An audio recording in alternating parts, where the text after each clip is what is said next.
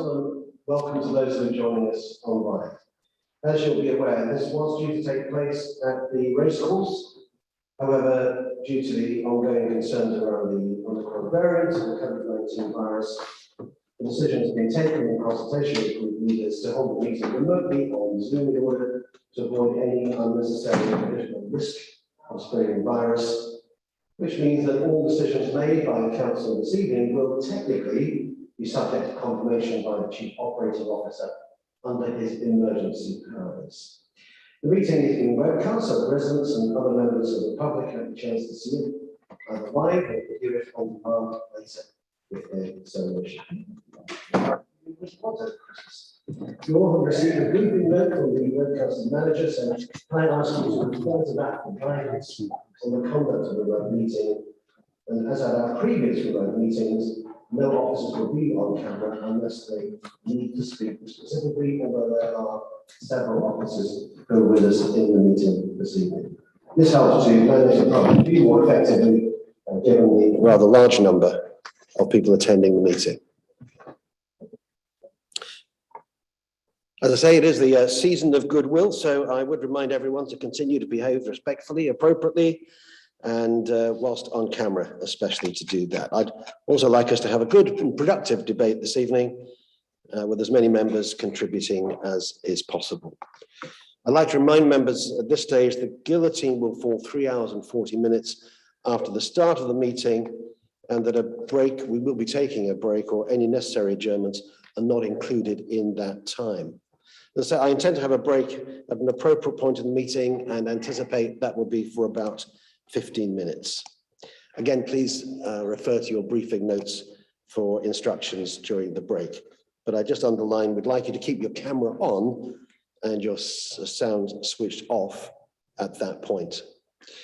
At the point where we come to civic announcements, I'm intending to have a period of silence as we reflect and remember the life of Roger Farrington, Councillor Roger Farrington, a former school teacher, dedicated city councillor, and indeed county councillor, also an accomplished amateur dramatics. I understand that he played Noah in the mystery plays a couple of times. He passed away at the age of 79 on the 8th of November. So we'll move on with our meeting, which I hope will indeed be clear and constructive. I received apologies this evening from Councillor Baker, and I understand that Councillor Barker will be joining us just a little late. Do I have any other apologies to report? I think not. Thank you. So again, a reminder just to turn your mobile phones to silent or mute or any other electronic equipment through the duration of this meeting. Thank you. And I remind everyone to speak clearly during the debate. Where possible, use your headsets. And can you please remember to keep your microphone muted at all times when not speaking. Indicate if you wish to speak by raising your blue virtual hand. I'll then call upon you to speak at the appropriate time, but I can't guarantee that I will call all those who would like to speak. We do need to be mindful of time. And I don't think any of us will be terribly disappointed if we finish a little earlier this evening. So can we be as transparent as possible in this remote meeting at full council? In order to do that, there may be points where we ask for named votes, and please be alert to that as we come to those points in the meeting. To help us get through the business effectively, I'd be grateful if you could help me to keep the meeting focused and to the point. I'll certainly try to do that and ensure that we remain on track. So item 1, declarations of interest. May I ask all members who have a personal, prejudicial, disclosable pecuniary interest, any of the above, with any of our business this evening, please declare that interest now if you have not already done so in advance on the register of interest. I do declare an interest myself in the third motion, that's agenda item 8.3, the motion with regard to HMOs. I manage a small number of HMOs myself, and therefore to avoid any possible implication of an interest in item 8.3, I will be handing over the chair for that item to the Deputy Lord Mayor, Councillor Janet Looker, and then leaving the meeting, rejoining you after that item. Are there any other declarations of interest? Councillor Perrott and Councillor Webb. Councillor Perrott first, please. Thank you, Mayor. I'm interested as a personal pecuniary interest, which is already on my registered interest due to my work for volunteering with local charities, support women who have experienced, so I will therefore not take part in the development to women. Thank you. Thank you for that. Your sound was breaking up somewhat, but I think we caught that. So thank you very much. Councillor Webb. Thank you, Lord Mayor. I also disclose a personal pecuniary interest due to my partner working for a local charity supporting those who experienced domestic abuse. I'll therefore withdraw and not take part on the first motion under item 8. Thank you. Are there any others that I've missed? I don't see anybody. Thank you very much. Do I have, this is item 2, approval of minutes, the approval of members to sign the minutes of the last ordinary council meeting. This was on the 21st of October last. I don't see anything to the contrary. I will be signing those minutes in just a moment.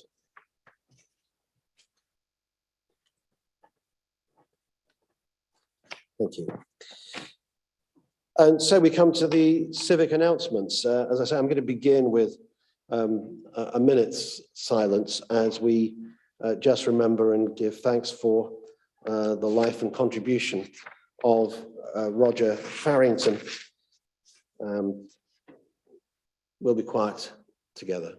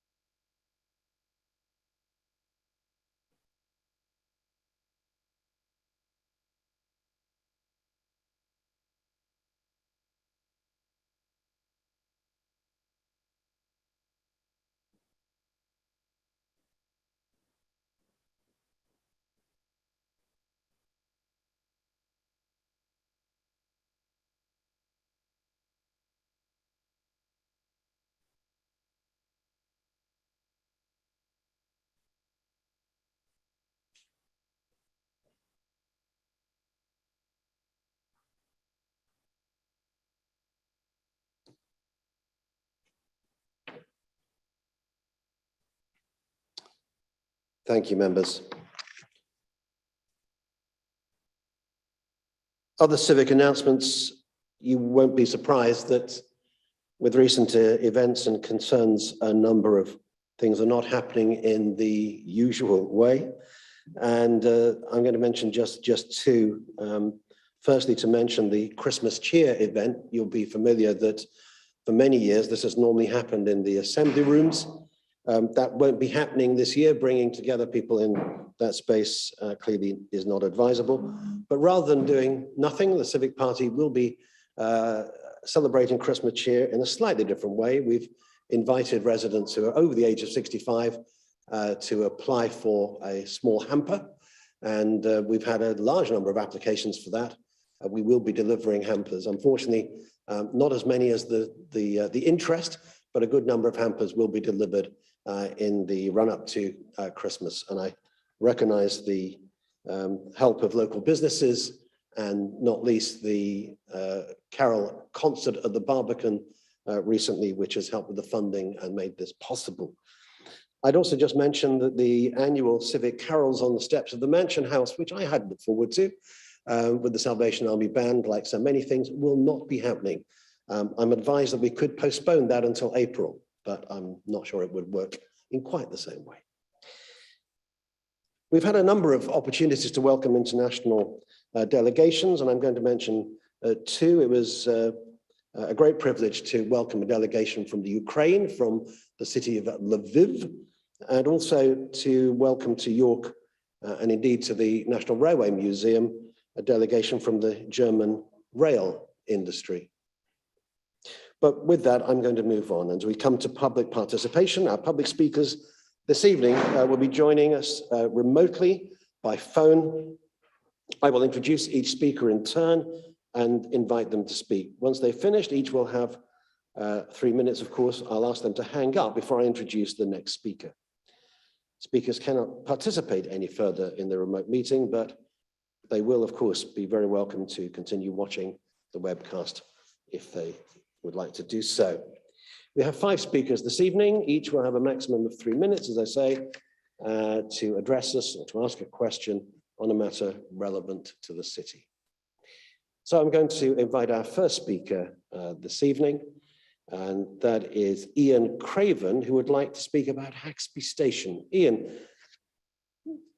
are you with us? Can you hear me all right? I can hear you fine. Thank you. Ian, you have 3 minutes to address the council. Please go ahead in your own time. Right. Just set that going. Right. My name's Ian Craven. I'm speaking on behalf of Haxby Town Council regarding the proposal to locate a railway station in a remote location close to Haxby along Tothorpe Road, which is a country lane in the Green Belt. It was disappointing that Haxby Town Council only became aware of the recommendation through the media and not from the City Council when a picture of the council leader and the ward councillor appeared in the local press. This failure to consult properly through Haxby Town Council is going to lead to a flawed decision, which will not benefit Haxby and the adjacent communities, as well as the residents of York. By keeping Haxby Town Council out of the consultation, feasibility and selection process, the City of York Council is attempting to bully Haxby Town Council into accepting this one solution, which appears to be driven more by a time frame rather than create an asset for the City of York. We all recognise that we are to have a local station, then it is fundamental that the evidence assessments are analysed and verified by all those impacted the most by the installation. At the outset, Haxby and Wigginton Neighbourhood Planning Committee submitted details to the project team at an early stage in the process, which included consideration of located by the A1237, not Tothorpe Road. Pardon me. This contribution would generate benefits for the City of York, supporting an integrated transport strategy with buses, trains, pedestrians and cyclists. Last week, Haxby Town Council members finally had a chance to discuss the media announcement with the project team, which was prior to the Executive Committee's meeting, even though some members of the City Council had already made a statement regarding the location. Although the meeting was held, it was difficult to accept the plan because there was no real evidence supporting the case to build a railway station in a remote countryside location. The case does not mention safeguarding, light pollution, impact on wildlife, noise, traffic levels on the country road, bus usage, which will need support regarding running costs for 2 limited services, one of which does not operate on a Sunday. The site will become attractive for vandalism, theft, and will be seen as a dangerous location, especially for the vulnerable. Instead, it would be better to locate close to the bypass where 7 buses per hour operate throughout the day. Plenty of people around with good cycle and pedestrian paths. The report omits 1 Planet York assessments for each option, which needs to be done to support the zero carbon city plan. 30 seconds. Yes. Please continue. Oh, sorry. No, I just saying, you've got about 20 seconds left. This would reveal the whole carbon impact, the higher station usage, and suggest which is the most viable option. To conclude, Haxby Town Council suggests that the decision is deferred and a more detailed investigation is undertaken by Haxby Town Council to look at a more effective use of station combined with other modes of transport with, and if necessary, to work with New Ayswick Parish Council to develop a rail park system for everyone. Thank you. Thank you very much. Thank you. Thank you for your comments. They have been noted. I turn to our second speaker, Ruth Pearson, who would also like to speak on the subject of Haxby Station. Ruth, are you? I'm here. Excellent. Can you hear me? I can hear you very clearly. Do Lovely. go ahead again. 3 minutes. Do start in your own time. Thank you. Good evening, Lord Mayor and council members. Thank you for giving me this opportunity to speak about the proposed Haxby Station. I have recently been elected to serve as a parish councillor for Haxby, but I would like to make it very clear that these are my own personal views and opinions as a parent and a grandparent. A new railway station based on the Tothorpe Road site is a brilliant suggestion. This site will provide plenty of parking and access to excellent transport facilities for not only Haxby, but also for Wigginton, Strensall, Earswick, Huntington and other surrounding villages. In York, we have a problem with pollution, especially on the arterial roads into and out of the city centre. In fact, we have some of the highest pollution levels anywhere in Yorkshire. We must look to the future for our children and grandchildren. We need to be environmentally friendly, meet our carbon and green objectives and targets. This station will help to address this problem head on. By building public transport infrastructure and improving access to the railway network, we can reduce the impact of the car on our society. It is imperative that at the chosen site at Towthorpe Road, the council looks at improved footpaths, cycle routes and providing adequate lighting and access arrangements for those less able-bodied amongst us. It is also crucial that the station is connected with our local bus services.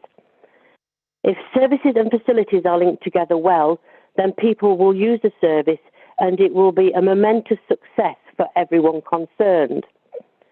It is inevitable that some people will not be happy, as there is no perfect location that will suit everybody. However, the proposed site at Towthorpe Road has several benefits. It will be away from houses during its construction and will not require any allotments to be relocated. It is easily walkable from large parts of the Haxby community and will be cyclable from much further afield.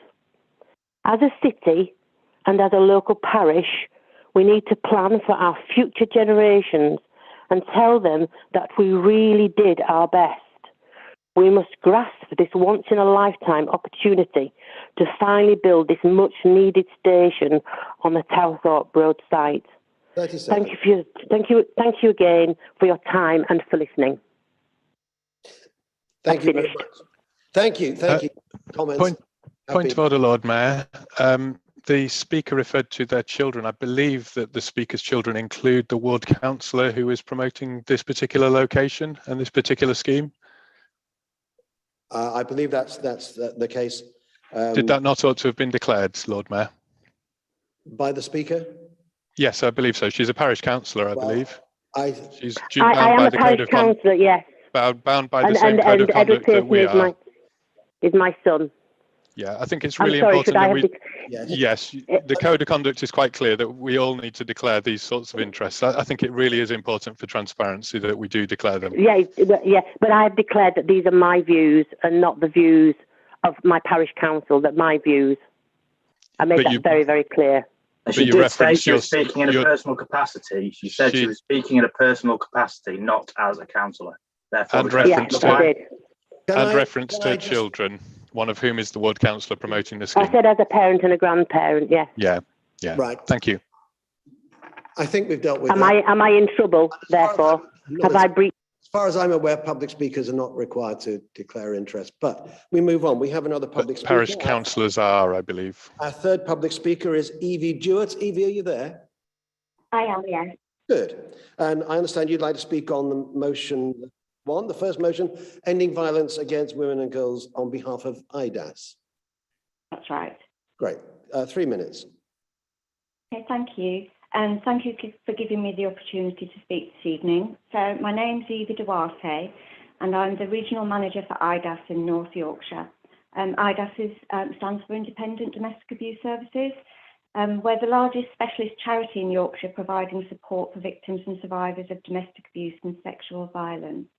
We provide one-to-one and group support in the community to anyone subjected to domestic abuse or sexual violence, and we've got a helpline that is available 7 days a week. We've also got a range of safe accommodation options across North and South Yorkshire for people fleeing domestic abuse, including single-sex refuges in York, Harrogate and Northallerton, self-contained dispersed properties across the county, and Safe Havens, which is a new scheme whereby host families accommodate people in their homes for up to 2 months to allow them some respite from the situation and perhaps give them a little time for them to consider their options. Councillor Runciman has visited our office in our central hub, and our local ward councillor Rosie Baker has visited our York Refuge prior to the pandemic and to speak with some of the women, and has since supported us with some of our resettlement activities. We also carry out research, and we've recently published a report on the experiences of victims and survivors in the family court. And we're currently working with York St John, researching best practice in using a whole family approach when working with children impacted by domestic abuse. And we'll be publishing a report with recommendations in spring 2022. Another project we're going to launch in early 2022 in York is around providing safe spaces for women and girls walking in and out of the city, and perhaps going home after work or a night out, or walking to work in the morning. We'll be training at least 100 people in York who have businesses or work in businesses such as pubs, shops, garages, etc., on routes where women and girls may be walking. So they'll be trained to recognise the signs and respond to domestic abuse and sexual violence. And these places will then become safe spaces for women and girls to go if they're feeling frightened or vulnerable whilst walking on these routes. This will also help to raise awareness and go some way to making domestic abuse and sexual violence everybody's business. So we obviously therefore endorse the motion to end violence against women and girls proposed by Councillor Runciman. The statistics locally and nationally are shocking. Domestic abuse referrals to IDAS have doubled since pre-pandemic times. Calls to our helplines have significantly increased, and we're seeing a steady increase in people referred for sexual violence and assault. Domestic abuse and sexual violence is underpinned by misogyny and certain social and cultural norms. And we appreciate that the motion recognises this, and that what we need to do is to stop victim blaming language and making women and girls responsible for what happens to them. Thank you. Individually and collectively, we need to challenge gender stereotypes and misogyny and be clear that domestic abuse and sexual violence should not and will not be tolerated. Thank you. Thank you, and thank you for your contribution. Thank you for the work you do. Your comments will be noted and taken into account when the motion is debated. Our fourth speaker is Flick Williams, who'd like to speak on the first motion in relation to white ribbon accredited status. Are you there, Flick? I am. Good. Do go ahead in your own time, 3 minutes. Lord Mayor, elected members. So the council is seeking white ribbon accredited status. This begs the question, will this have the same level of meaning as its status as a human rights city? The motion has fine words and good intentions, albeit the word disabled is used only once and in an othered context. But what will it mean in practical terms? As a disabled woman with multiple impairments who has been a victim of extreme male violence, the recent decision to permanently exclude blue badge holders from the foot streets has major implications for my safety and that of all other disabled women. At the time of my attack, I was an ambulant, visually impaired woman, targeted, the police believe, by a stranger who was counting on my inability to give a description.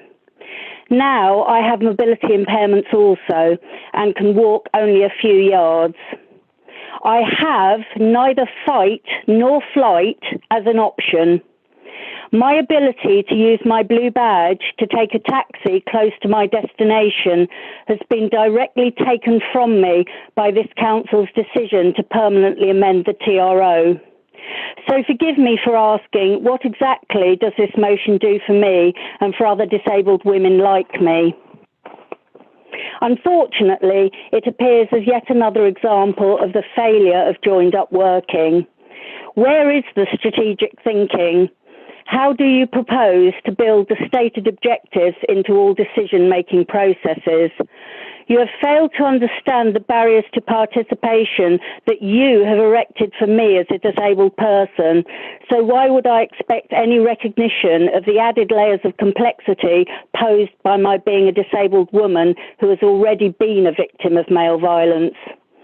It seems to be disability access in that corner, safety of women and girls in another, cycling issues over here, cafe licensing over there, car parking 3 rows over on the spreadsheet. They all intersect in creating a genuinely inclusive city.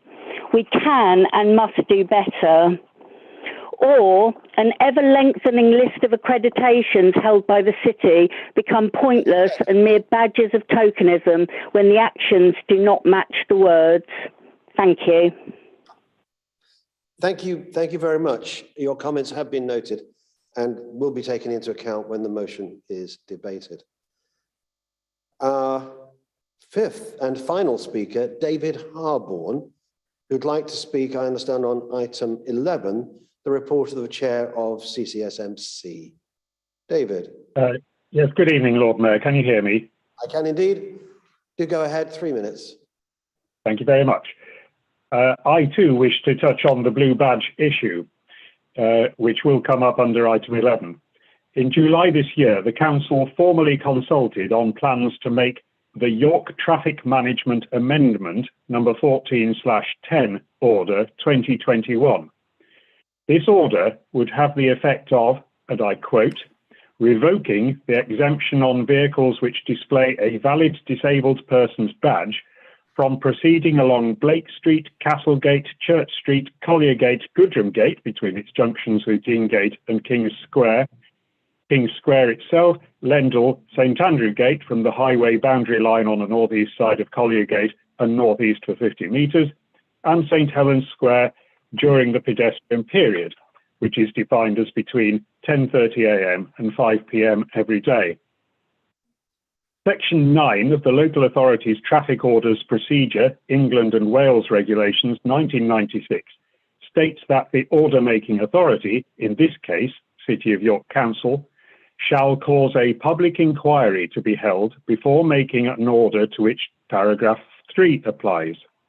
Paragraph 3 applies to an order if its effect is to prohibit the loading or unloading of vehicles or vehicles of any class in any road on any day of the week between 10 and 1600 hours, and an objection has been made to the order and not withdrawn.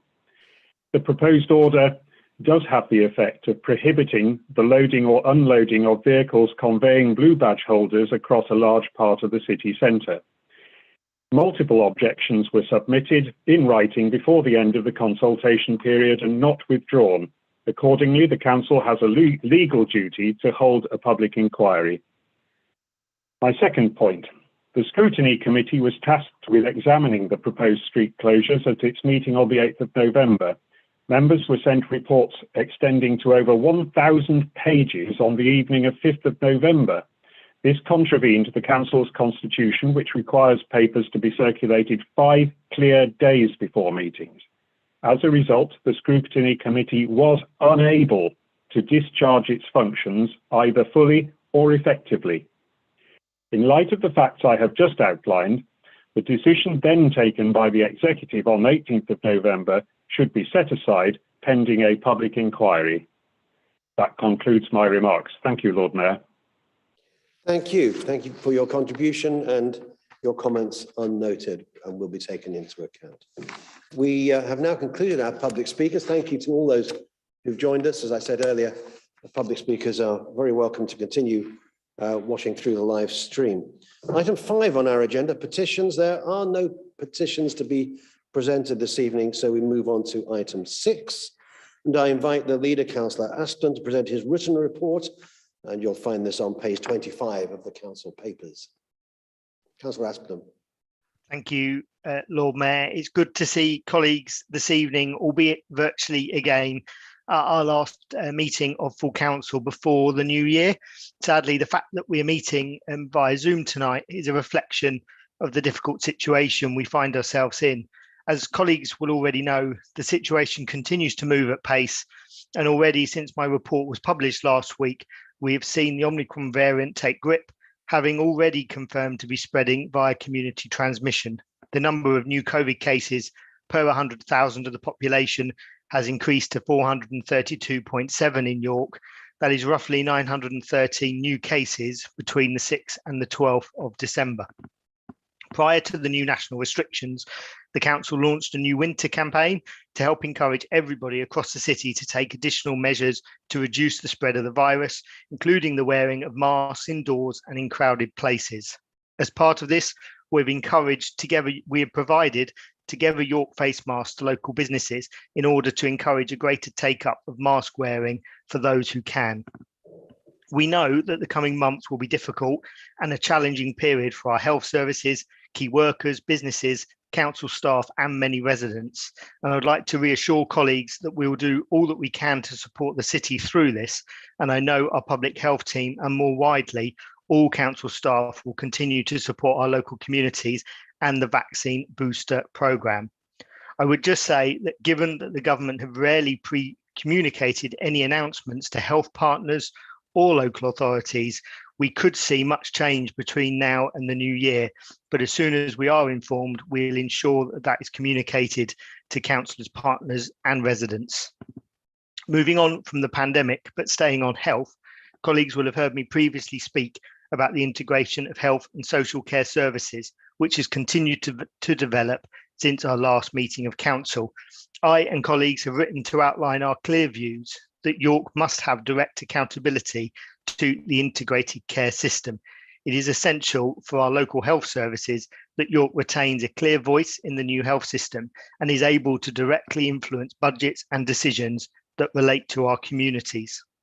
With regards to devolution, leaks in the national media this week suggest that the Levelling Up white paper will now be published in January and include new details on accountability, county deals, and the future of local economic partnerships. In the meantime, the government response to a letter from myself has reconfirmed that they see a mayoral deal as the best form of devolution for York and North Yorkshire. Our permission remains that we'll examine all options to see what the best deal would be for York. And once we learn more from the government on the next steps in the new year, we'll make sure an update is presented to all councillors on any process moving forward. Moving on, colleagues will have seen the early publication of the council budget proposals for the next financial year. These proposals seek to further stabilise the council's financial footing following successive years of government cuts, significant pressures in social care, and more recently, the continued impact on the pandemic. We propose significant investment in both adult social care and children's services, as well as maintaining core capacity within the council to ensure that frontline services are protected and progress against the council plan. Ultimately, whilst this is a challenging budget, we are fortunate to not be in the position of some other councils, such as Leeds or Manchester, who are facing huge budget gaps. We all know that York has a unique set of opportunities and strengths, and we must build and invest in these strengths to accelerate the recovery. I'd like to thank officers for their ongoing efforts in progressing Haxby Station, discussed at the start of the meeting. I've discussed the station many times before at council, and whilst the government seem to have missed their opportunity to level up our regional rail infrastructure, we are seizing ours by progressing with the recent preferred site selection. There will be more consultation to follow, and I look forward to working with local communities in taking that forward. Before I finish, Lord Mayor, I'd just like to take this opportunity to congratulate York Archaeological Trust and the University of York for their successful bids to the Community Renewal Fund, and of course our staff who assisted them in securing that investment. And on that note, Lord Mayor, I will finish by thanking all staff, councillors and residents for their work over this past year in supporting our communities throughout the pandemic and into winter. I'm sure colleagues will join with me in doing so, and I hope that you and your families have a peaceful Christmas. Thank you. Thank you. Group leaders have the opportunity of responding, again up to 5 minutes. Councillor Kilbane.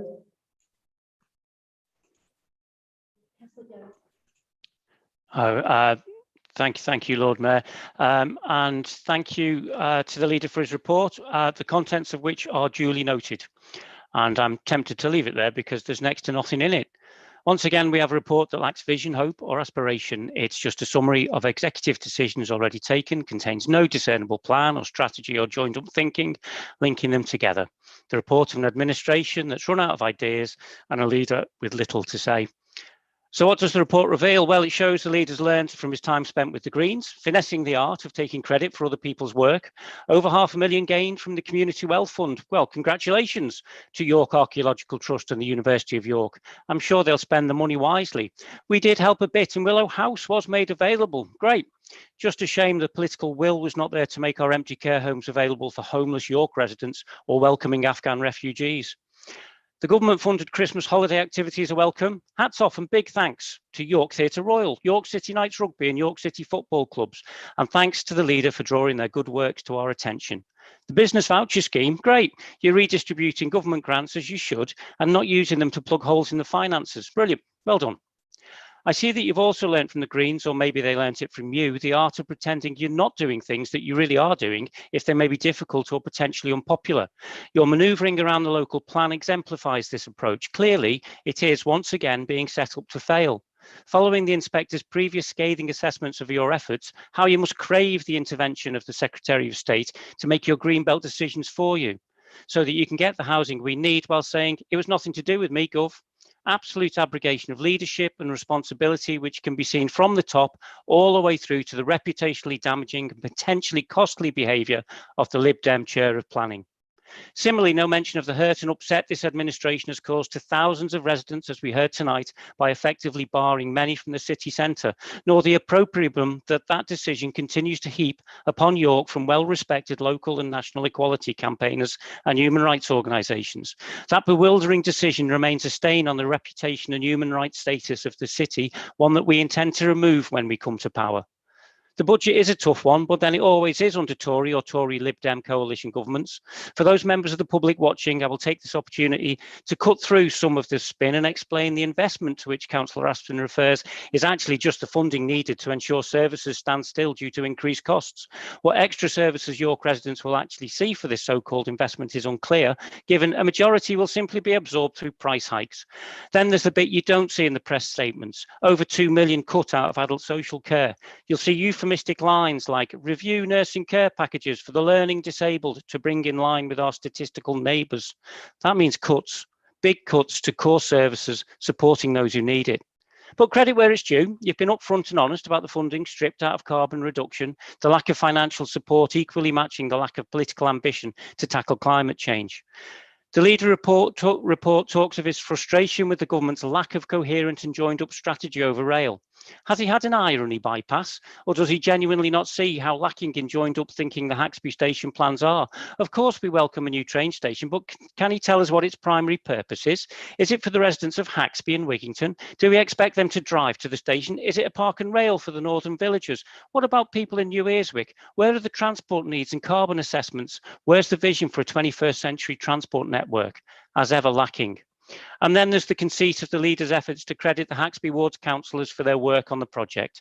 I'm quite sure the town council will be unimpressed, given, as we've heard tonight, the Lib Dem councillors' lack of interest in the town council's views. It seems local democracy only goes so far, and that's not as far as Haxby, whose town councillors' inconvenient views have been bullied off the page.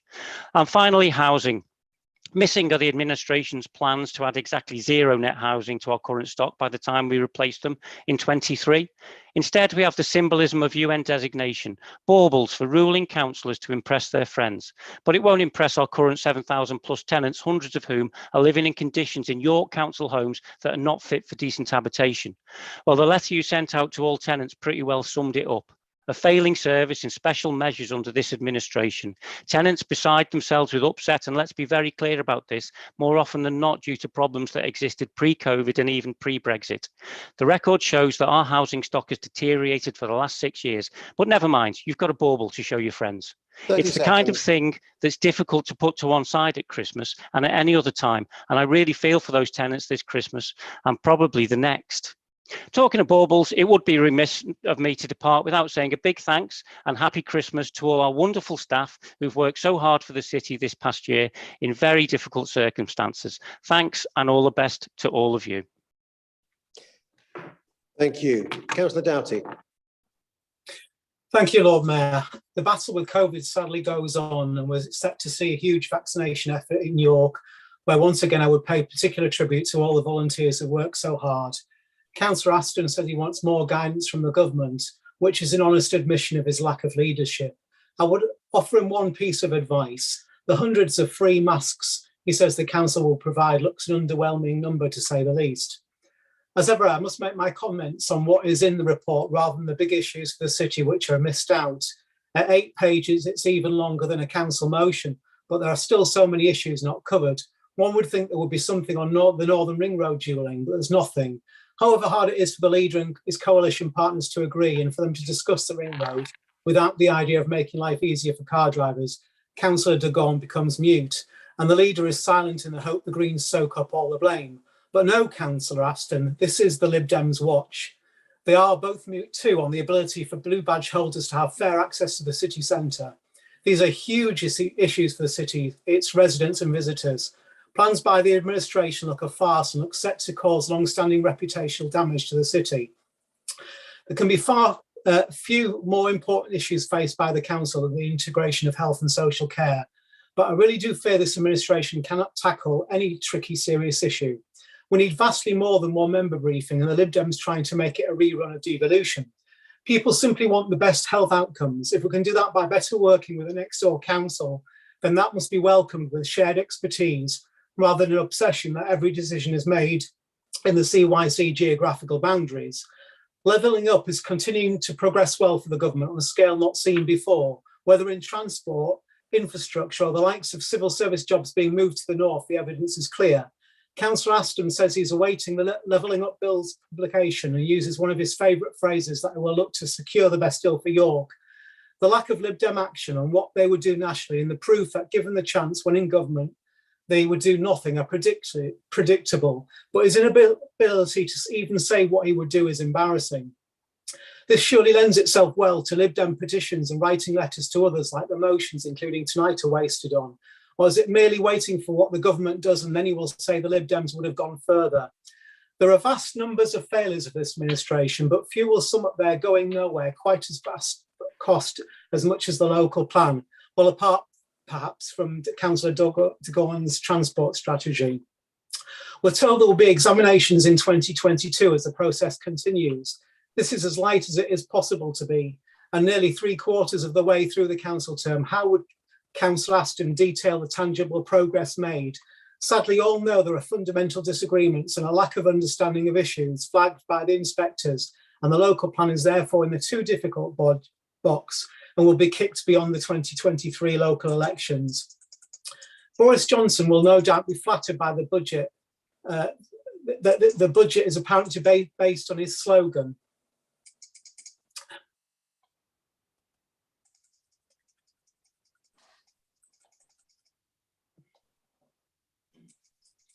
Excuse me, Lord Mayor, I've just flicked over the page. I'll to be seeing what this will look like. From what we have seen so far, in the cynically rather than fairly released budget items, there's no innovation or long-term planning. Instead, it is about filling gaps and leaflets as the Lib Dems and Greens shuffle the deck chairs. We're told the budget proposals will see more money for climate change funding. I look forward to seeing anything tangible on this. Aside from ludicrous spending on the likes of specific house insulation, the only climate change tangible has been the improved quality of life for a Lib Dem councillor as he enjoys an extra Lib Dem created committee chairs allowance. It's pleasing to see that 2 organisations have been successful in the government's community renewal funds, and I look forward to progress with that. I'm surprised the Lib Dems do not support the removal of the North Eastern Spur from HS2. It would seem the logical way to make their policy of supporting HS2 to some audiences and opposing it to others work. Or perhaps they could have made the policy like their nuclear submarine policy and only done northbound or southbound journeys, or perhaps only have trains during the week. Whether people support HS2 or not, and the Lib Dems are both and neither, 30 seconds. what's totally clear is the record rail investment the government is putting into the north and continues to do so. On Haxby Station, we welcome the progress to site identification. I'm sure it was merely an oversight that Councillor Aston missed thanking government and MP Julian Sturdy for their work. On a positive note, I wonder if you could detail some of the specifics of the extensive work by the local councillors, with many unaware of what they have done except photo opportunities. Finally, I'd like to wish everyone, whether in or outside the council, the best possible Christmas break. Thank you, Councillor. Thank you. Thank you very much. Councillor Carr. Thank you, Lord Mayor. I just want to reassure members that I'm not as pale as I look on this camera, so please, none of you, please call an ambulance. I want to make just two simple observations on the Leaders' Report. The first concerns the welcome resumption of the draft local plan hearings due to take place next year. Although if I've understood the situation correctly, the hearings appear to revisit, at least in part, some of the issues I thought we'd already settled in the first phase hearings in December 2019. For example, a settled figure for the objective assessment of housing need. I really do hope that the inspectors are not going to spend a lot more hearing time debating a calculation which seems to vary from expert to expert and fluctuates from time to time.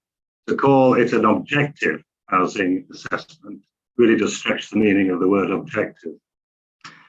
So we need to get on with the examination and hopefully approve the allocated sites so that the city has a meaningful and legal planning reference document on which to increase the supply of much needed housing in this city. Assuming the plan reaches approval in 2023, and I think that's a fairly big assumption, then the approval process will have taken well over 5 years, longer than it took to prepare the plan. My second comment is about support for businesses. I know the leader's remarks about the business voucher scheme, and that is welcome. But of course, as he's already acknowledged, events are quickly overtaking reality. The confusing messages coming from the Prime Minister, is there any other type of message from the Prime Minister? A man who has injected a new meaning to the word party politics.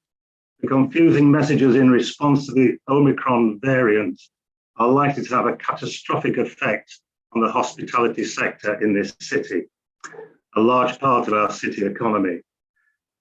As lockdown or no lockdown, people begin to vote with their feet and decide to cancel bookings and get-togethers over the Christmas period.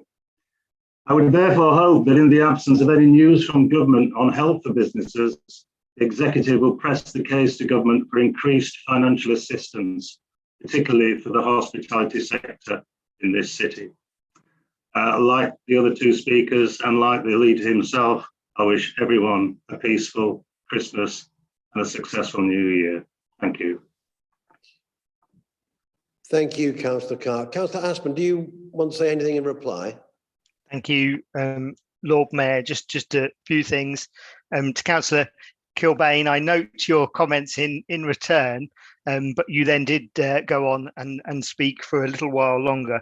And what I would say in terms of vision and what we want to achieve as a council and as an administration, that's exactly what's set out in the council plan that is referenced in my report. So please do go away and have a read of that.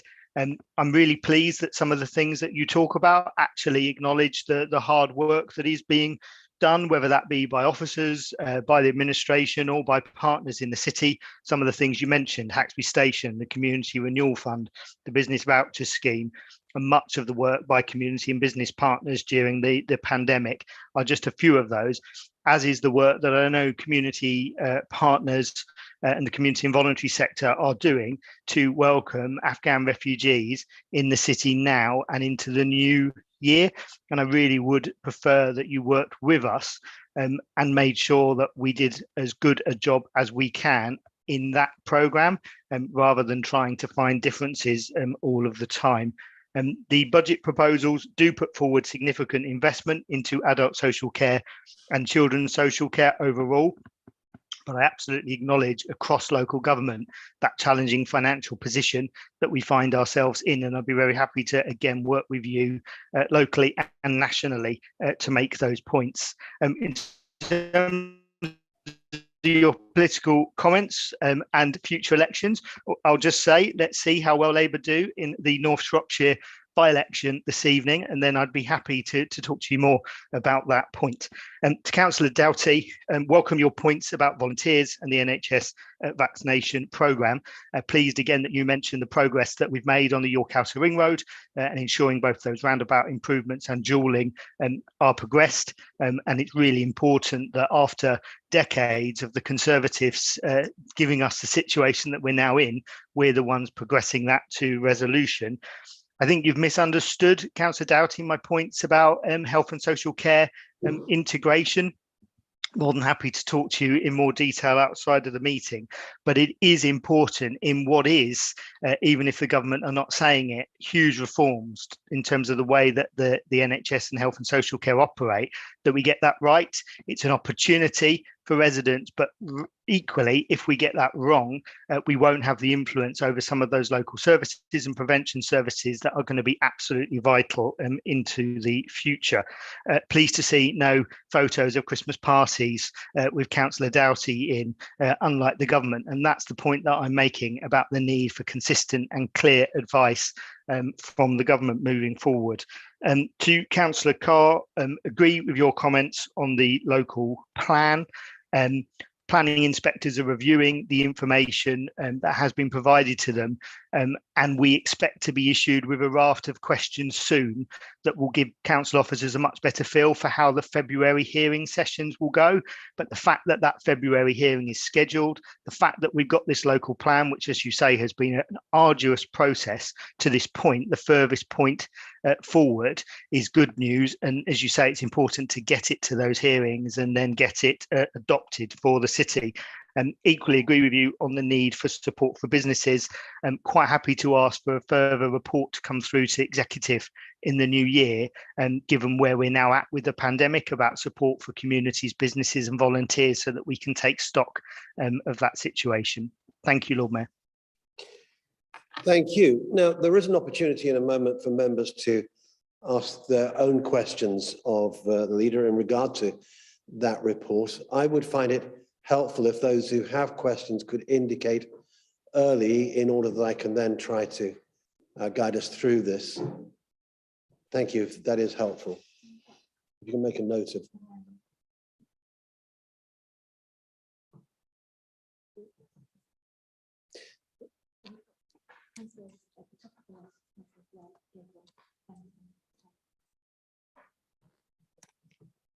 Thank you. Thank you. Councillor Douglas.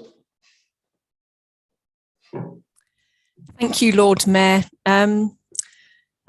Leader, I was interested to hear what Councillor Ian Craven from Haxby Town Council told us about the lack of consultation with the Town Council over the station location.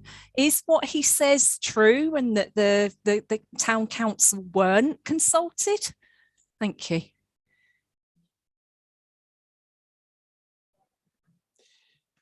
I'll take a further question. Councillor Fenton. Thank you, Lord Mayor. Just on the rail issue, the report mentions... Lord Mayor, can I make a point of order, please? Why is my question not being answered? Sorry, I will give Councillor Aspin the opportunity to reply to that. Of course, he does have the opportunity of providing a written answer if he chooses to do so. Do you want to respond to this point, Councillor Aspin? Yep, very happy to. Thank you, Lord Mayor. Thank Councillor Douglas for her question. Obviously, the issue of Haxby Station and the need to progress a new station in that area has been discussed and hotly debated for decades now, including a number of proposals over time being discussed by councillors, the local community and the Town Council. This recent preferred site location has been the subject of briefings and consultation, as you heard from the Town Councillor in their speaking slot. What was really important about the decision that we made at executive was to take the opportunity to purchase that piece of land, because it has a number of different benefits and it unlocks some of the risk in the project. But it enables us to proceed at pace, because there is an opportunity now with the new stations fund and with the support of Network Rail and the DFT to make an actual station happen to that timescale. if that programme slips, we could well miss that opportunity to get new stations funding. And I'm afraid we'll then be talking about the need for a new station in this area for decades to come. But there is, of course, rightly, more consultation to come with the local community and with the town council. And we committed at executive, whether that be discussing links to neighbouring villages, pedestrian and lighting improvements, and discussion about the process to create the actual station. Similarly, what I would say is that the previous site that had been suggested would have seen a wider raft of disbenefits, including either taking away or moving allotments, and of course opposition from some householders immediately near to that particular site, just as two examples. What's now important is that we take that opportunity to progress it quickly, talk to the local community and the town council about the best way that we do it, but we cannot give up the opportunity to bid for that new station funding with the support that we now have from rail companies and Network Rail. Supplementary, please, Lord Mayor. You can ask a supplementary. Yes, Councillor Ashton, I don't think you really answered my question there. What I asked you is what Councillor Ian Craven said or asked, made a statement that the town council hadn't been consulted, and I just wondered if you could tell us if that's true or not, please. I did answer that question, Councillor Douglas, which is that there had been numerous stages of consultation over many years about the different sites and indeed about this site. In terms of moving forward, what we've also committed to do is to do more consultation on the particular benefits and possibilities around this site in order to unlock it to that timescale. It does worry me a little that you're saying we shouldn't take the opportunity that we have to get new station funding. We shouldn't take the opportunity that we have in order to get Network Rail on board, and that we shouldn't for decades to come deliver a station that would provide many, many benefits to communities to the north of York. If you are in fact in favour of the principle of this station and delivering it, perhaps again you can support us in getting it done. Thank you. Point of order, Lord Mayor. Go ahead. Councillor Douglas didn't say any of those things that the leader's just said that she's saying or suggesting. That's a whole load of rubbish and he should take it back. I'm going to move on. Councillor Fenton. Thank you, Lord Mayor. The Leader's report mentions rail investment and in particular the integrated rail plan. Is the Leader concerned about the government's failure to live up to their promises to level up as part of its recent rail investment plans? Thank you, Councillor Fenton, for that question, and very topical given Councillor Doughty's comments in response to my report. The fact that Councillor Doughty is attempting to defend aspects of the government's integrated rail review, which is and has not been good news, particularly for Yorkshire, but also for the North. And I think every opportunity that we get, and we are doing cross-party through the Yorkshire Leaders Board and many of the Conservative leaders to make that point back to the government, the better. And given that the government have made those regrettable decisions, and what we've now done is to undertake to work across all of the councils and leaders in Yorkshire to say, this is what we now think you should do with that investment and with some of that alternative investment that the government has mentioned, such as on the East Coast Main Line, and to make that happen. But that in no way makes up for those overall benefits from Northern Powerhouse Rail that many cities, not just us, but Leeds and Bradford, as other examples, were told that they were going to get. Thank you. Councillor Webb.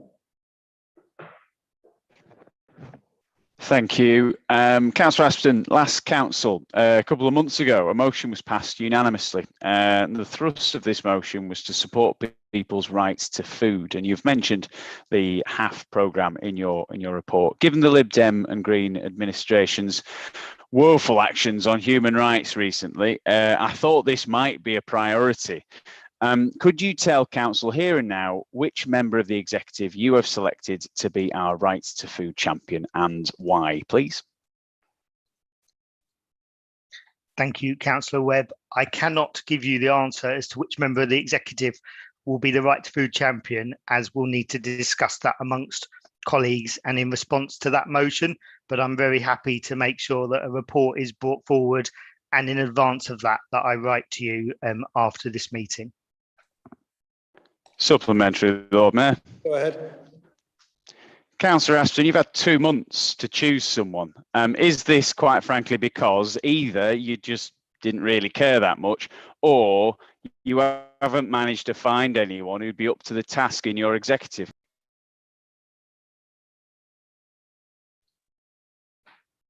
Can you respond to that? Thank you, Lord Mayor. No, I've obviously given you the answer, and I'll make sure that a report is brought forward and that you get the response to that. Councillor Wan. Thank you, Lord Mayor. One about the levelling up agenda. Once the levelling up white paper is published, what does the leader think the next steps are likely to be in the ongoing devolution process for York and North Yorkshire?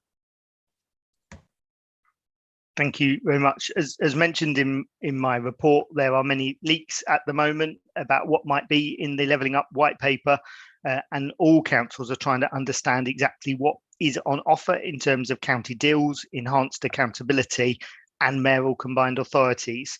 And what I want to do is to be able to compare that deal for a mayoral combined authority against what we might get under any of the other arrangements that the government are suggesting local authorities can get.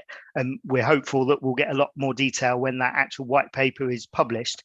But there shouldn't be any reason why we can't have negotiations with civil servants about what a devolution deal would mean for York and North Yorkshire now that we've been through local government reorganisation, and it was the prize of getting more powers and more investment at the end of the day that put us down that process. And once we've got that clarity, and I very much hope it will be in the first quarter of next year, we'll then need to have a series of consultations with businesses and with residents about those options, and in particular, if we would want a mayoral combined authority and what that would mean for York and North Yorkshire. After that, there is then quite a formulaic process, including a governance review that we would have to do if we were to go down that route. Thank you. Thank you. I think this will be the last question. We've only got a few seconds left, so we'll deal with it briefly. Councillor Callum-Taylor. Thank you, Lord Mayor. I want to ask the leader about the local plan. And I understand the administration's made a shift away from permanent staffing to external consultants in the period leading up to the hearings. Can the leader say how much the council is currently spending annually on external local plan consultants, and why the council has opted for expensive consultants over the lower cost of experienced permanent staff?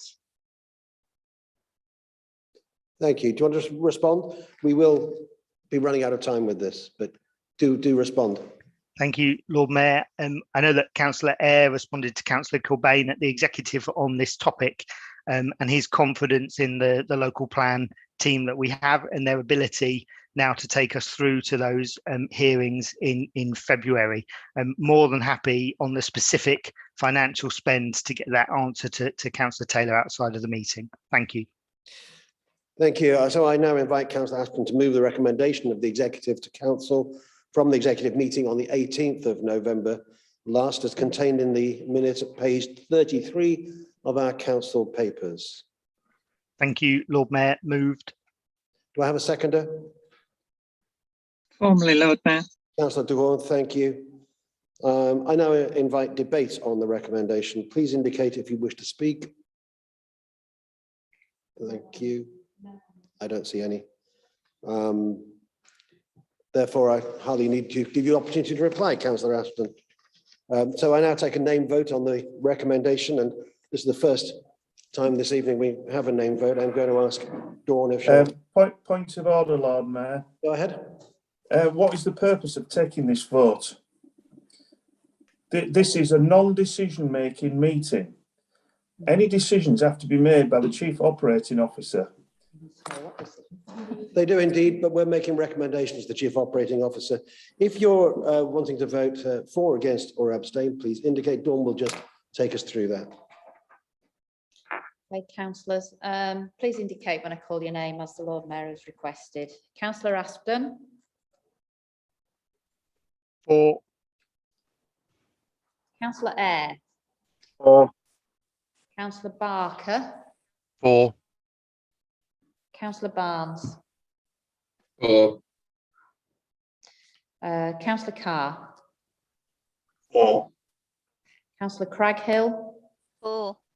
Councillor Crawshaw. 4. Councillor Cuthbertson. 4. Councillor de Gorn. 4. Councillor Dauburnay. 4. Councillor Doughty. 4. Councillor Douglas. 4. Councillor Fenton. 4. Councillor Fisher. 4. Councillor Fitzpatrick. 4. Councillor Galvin. Councillor Galvin. I'm struggling to unmute. 4. Thank you. Councillor Heaton. 4. Councillor Hollier. 4. Councillor Hook. 4. Councillor Hunter. 4. Councillor Kilbane. 4. Councillor Lomas. 4. Councillor Looker. 4. Councillor Mason. 4. Councillor Melly. 4. Councillor Musson. 4. Councillor Myers. 4. Councillor Norman. 4. Councillor Orrell. 4. Councillor Pavlovic. 4. Councillor Pearson. Councillor Pearson. You see what he's doing. Ah. Councillor Pearson, there appears to be a problem with the sound. You can maybe put in the wave? chat. We always give his mum a shout. Can he wave at us? Raise his hand. Can he hear us? Do you want to, Kate, in a physical way? Thank you. Yeah, right. Okay. Thank you. Councillor Perrott. Is Anna with us? Yeah. Councillor Perrott? He's dropped out, sorry. Right. Councillor Rowley? 4. Councillor Runciman? 4. Councillor Smalley? 4. Councillor Dave Taylor? 4. Councillor Callum Taylor? 4. Councillor Vassey? 4. Councillor Waller? 4. Councillor Wan? 4. Councillor Waters? Abstain. Councillor Wardby? 4. Councillor Webb? 4. Councillor Wells? 4. Councillor Widdowson? 4. Lord Mayor? 4. That's carried, yeah. That is, of course, carried. Thank you. I'm just going to take the opportunity to note that we were joined through the last item by Councillor Barker. Thank you for that. I did explain at the beginning of the meeting that you would be delayed. We can move on to item 7, report of the Deputy Leader and questions. So I invite the Deputy Leader, Councillor de Gorn, to formally move his written report. This is at page 35 of our papers. Formally moved, Lord Mayor. I now invite members to question the Deputy Leader on this report. Standing orders again allow 10 minutes for us to do this. Questions and comments to the Deputy Leader, who may respond directly or submit a written answer if unable to respond in detail within 5 working days. Looking to see if, again, we could just indicate those who would like to ask questions or make comment.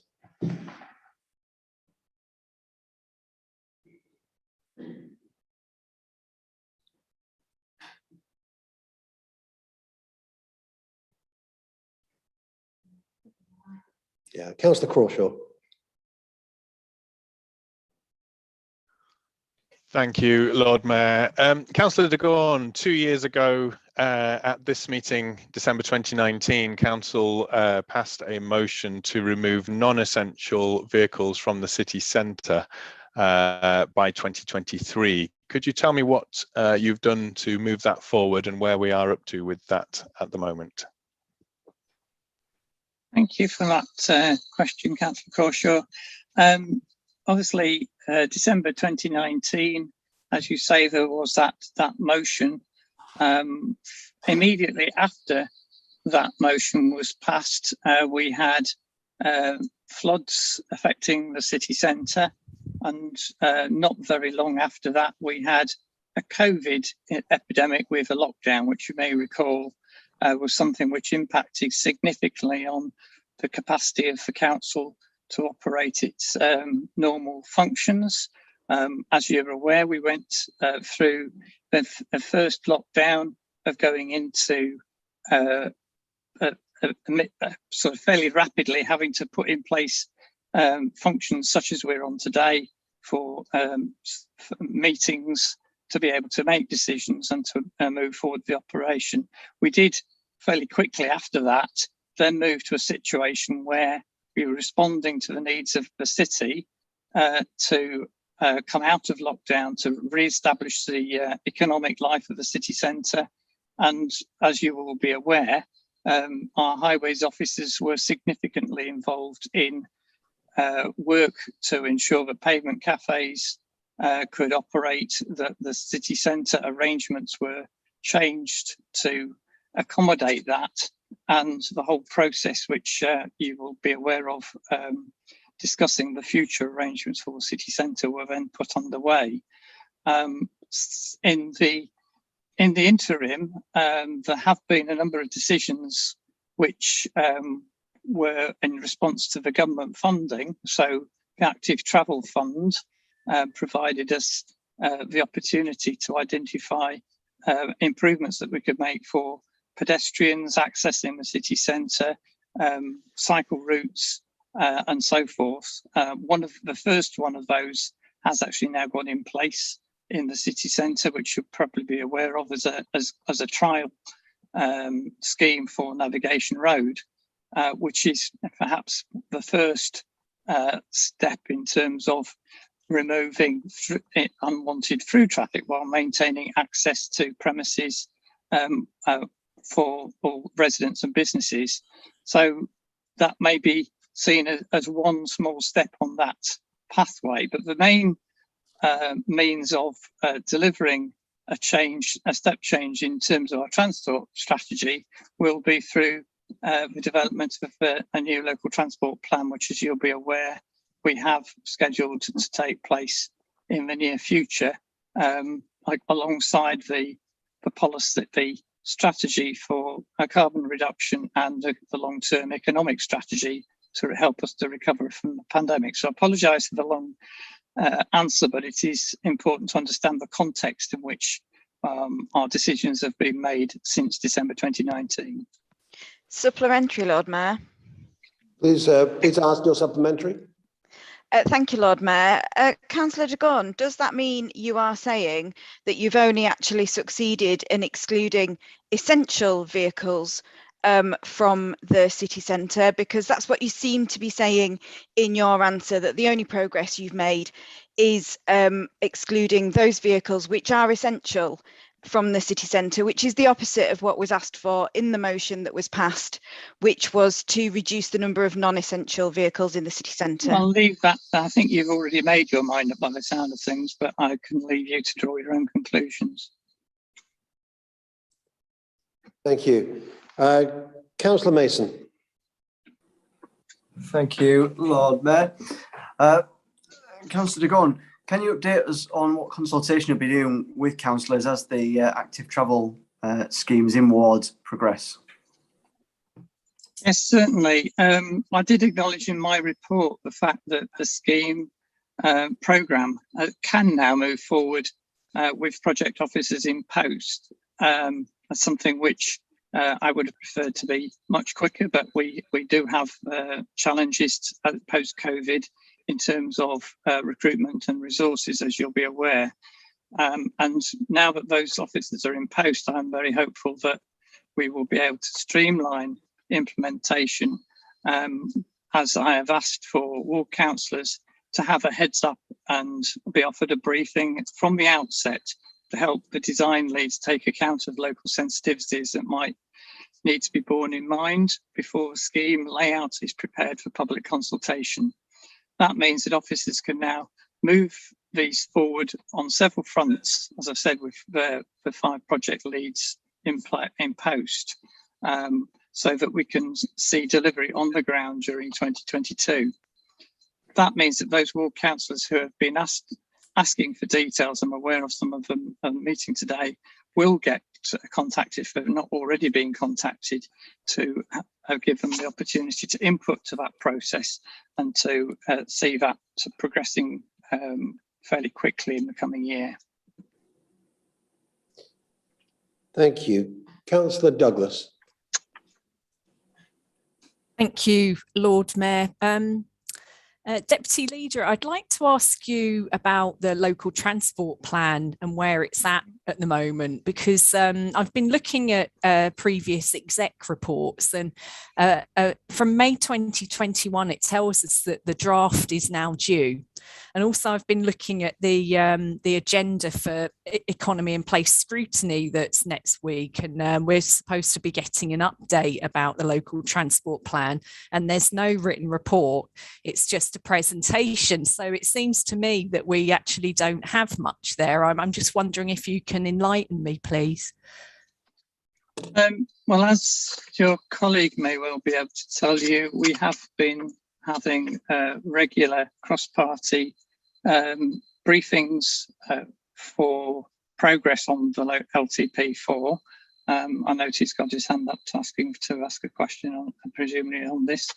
But the timescale which was set out in the paper, as you referred to in May, did identify that there was, if you recall, the one big conversation which allowed the wider public to input on transport, the economic recovery and the carbon reduction strategies, the 3 strategies that need to be taken together, because obviously they have strong interrelationship.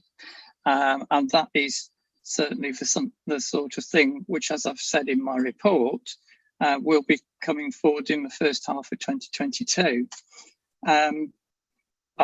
In relation to Local Transport Plan 4, we are aware that as part of the government's decarbonisation strategy, which was published in this current year, that it is, the indications are that there will be a requirement on local authorities, as has been the case previously under the Labour administration pre-2011, for a local transport plan, which may well be a statutory document which requires specific evidence base as a basis for transport funding.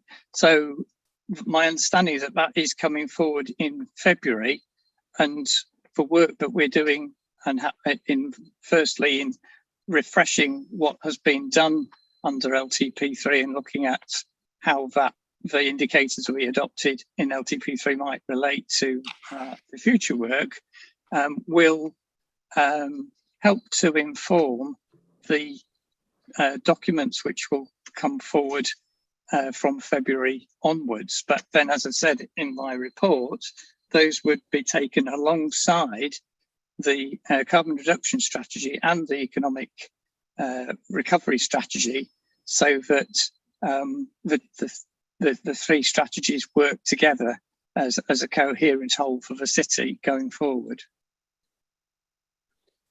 Thank you. We've just a very, very short time left, so I'll come to Councillor Hollier, if you could keep it brief. Well, I can certainly keep the question brief. I'm not sure whether we'll get a quick answer. I'll try and keep the answer brief if it's needed. Please can the Deputy Leader provide an update on the work that is ongoing to improve cycle infrastructure on the Booth and Park Hospital site? Well, I think you may well have noticed that the executive last week approved a package that includes community access for the site, subject to planning consent, the proposed conversion of the main building for retirement accommodation, and the historic grounds continuing to have access for sports and recreation use of the helicopter pad for the air ambulance and the important air quality monitor, which is located on the site.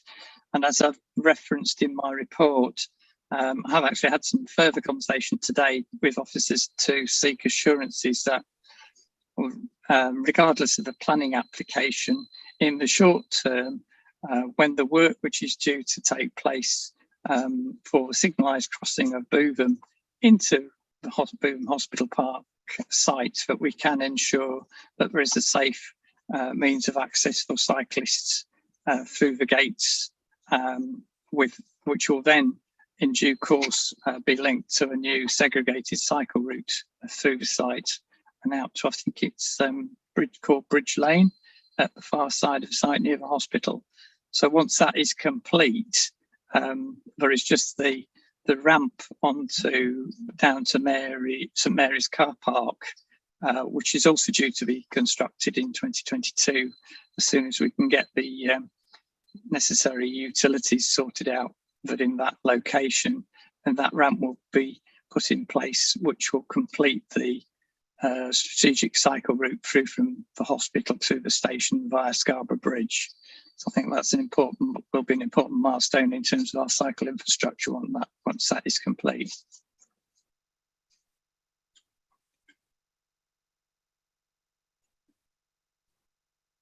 Noticing the time, and I think that probably we're ready for a short break. In order to facilitate that and for things to move as smoothly as possible, given that I will not be chairing the third motion on HMOs, I've decided I'll bring that forward to this point, because as you realize, we will also be changing chair and things would move rather more slowly if we do that. So we're going to take a break just until 8 o'clock. There'll be a further break later, but just so that we can move things on smoothly, we'll take a 5-minute break now and resume at 8 o'clock.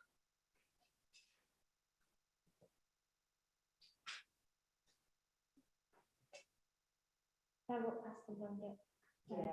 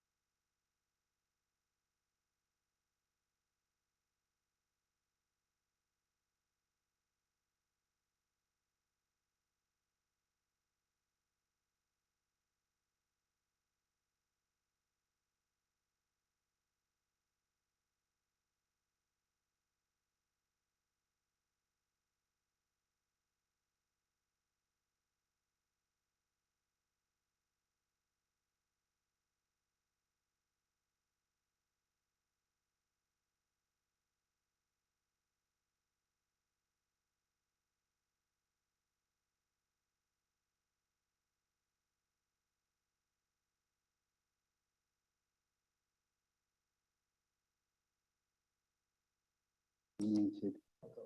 Yes.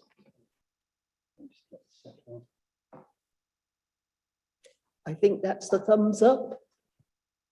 Right.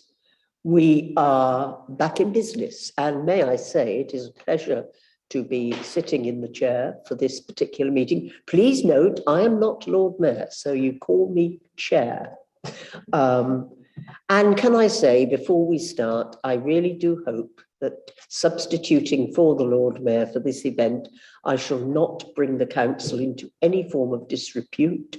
I came here on my bicycle to avoid any possible conflict in any situation at all. So I hope we will take this item with dignity and focus. Thank you all members very much. As agreed, we are now moving to the third motion on your order papers, which is Councillor Waters. Before I invite Councillor Waters to move the motion, I understand that he wishes to seek Council's consent to alter it in accordance with Standing Order 27(1) in order to incorporate the amendment proposed by Councillor Pavlovich, which is the second of the two amendments against this motion on the list, in the supplementary papers. If any member does not consent to that alteration, please raise a virtual hand now. Otherwise, I am assuming that it is that is agreed, that we can take that as an agreement. So I will now ask Councillor Waters to move the motion as amended by Councillor Pavlovich's amendment. Okay. Yes, formally moved, Deputy Lord Mayor. Thank you. Is that okay? Sorry. Yes, formally move it, Lord Mayor. Deputy Lord Mayor, sorry. Okay, formally move it. Is there a seconder? Do I have a seconder to the motion? Councillor Pavlovich. Seconded, Lord Mayor. Formally, or do you wish to speak? Oh, is Councillor Watts not speaking to his amended motion? He seemed to be moving it formally. I don't know if he reserved the right to speak later, but I may give him that grace. I'm perfectly happy to speak now, Lord Mayor, if you wish. You Deputy speak, Lord Mayor. You speak to your motion as the mover, Councillor Waters. Thank you then, Chair. Well, as an independent, I only get the one opportunity in a 4-year term to present a motion to full council for debate. And I wanted to make it a relevant subject that, if accepted, could be implemented without difficulty or delay. And I'm grateful and happy to accept the Labour Group amendment, which clarifies a couple of points and includes a requirement for this council to publicly publish HMO statistics in the same way as other local authorities do. Bizarrely, York Council interpret data protection regulations completely differently than, for example, neighbouring authorities like Leeds Council. I pushed, when few were interested, in 2011 to get the original Article 4 direction introduced, and I warned at the time that the York thresholds were far too high. In certain wards, HMOs are almost exclusively student-led properties, and it's willful naivety to suggest otherwise. Permitted thresholds of 20% neighbourhood and 10% street level are far too high, even if this council had an accurate HMO database, which it hasn't, or an effective supplementary planning document, which again, it hasn't. I've tried on a number of occasions to get this document, and in particular the thresholds, reduced by getting it on the agenda of the local plan working group, only to be met by indifference and indeed resistance in some quarters. Well, as far as I'm concerned, and echoing the feelings of many in my ward and surrounding areas, the issue of student housing HMOs is out of control. It's a situation driven on the east of York by the sheer greed of York University. No matter how many purpose-built off-campus student flat blocks are built, there will always be pressure on residential family homes if this council doesn't act. The 2015 Arab housing requirement estimated for 2021-22, 19,480 York University students would need accommodated. The projected figure is now 21,404, but by 29-30, a 22,280 estimate is now projected to be 29,335, over 7,000 more than catered for in local plan estimates. It's time to protect residential neighbourhoods in Hull Road, Lawrence Street, Tang Hall, Eslington, Osborwick and Merton from this, and put the pressure back on the university to accommodate more of its students on campus or stop enrolling so many. The current situation of bussing them in from Hull is utterly ridiculous. I would hope with a strong direction from council for the executive to put out for the necessary consultation, which I understand will be for 12 months, a revised Article 4 direction HMO thresholds of 10% at neighbourhood level and 5% at street level within 3 months, i.e. brought back to council in March for approval. Whilst that fundamental change to the supplementary planning document is advertised and consulted upon, I would expect the whole SPD to be looked at and policy strengthened, taking into account best practice from other councils. Only the other week at area planning, it was chaos. Officers hadn't a clue as to the actual numbers of HMOs in a street that they were recommending approval in for another HMO, approval that even on their wrong, too low figures would be over the 10% threshold. Well, for example, Portsmouth Council have wording in their planning document that applications will not be approved if they tip the threshold over their similar 10% limit, which would have prevented the ambiguity and chaos of the York approach. Portsmouth Council, like Leeds, also make their database of HMOs publicly available on their website. Leeds Council have a very interesting approach with no thresholds and every application assessed on its individual merits. Leeds also operate a policy I advocated in 2011 that of allowing conversion of C3 residential property to HMOs in streets where the battle had already been lost, to use their words.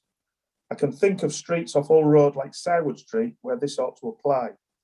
Other local authorities take a much tighter line on calculation of thresholds, often calculating 50 yards away from an application. Can you wind up, Councillor Waters?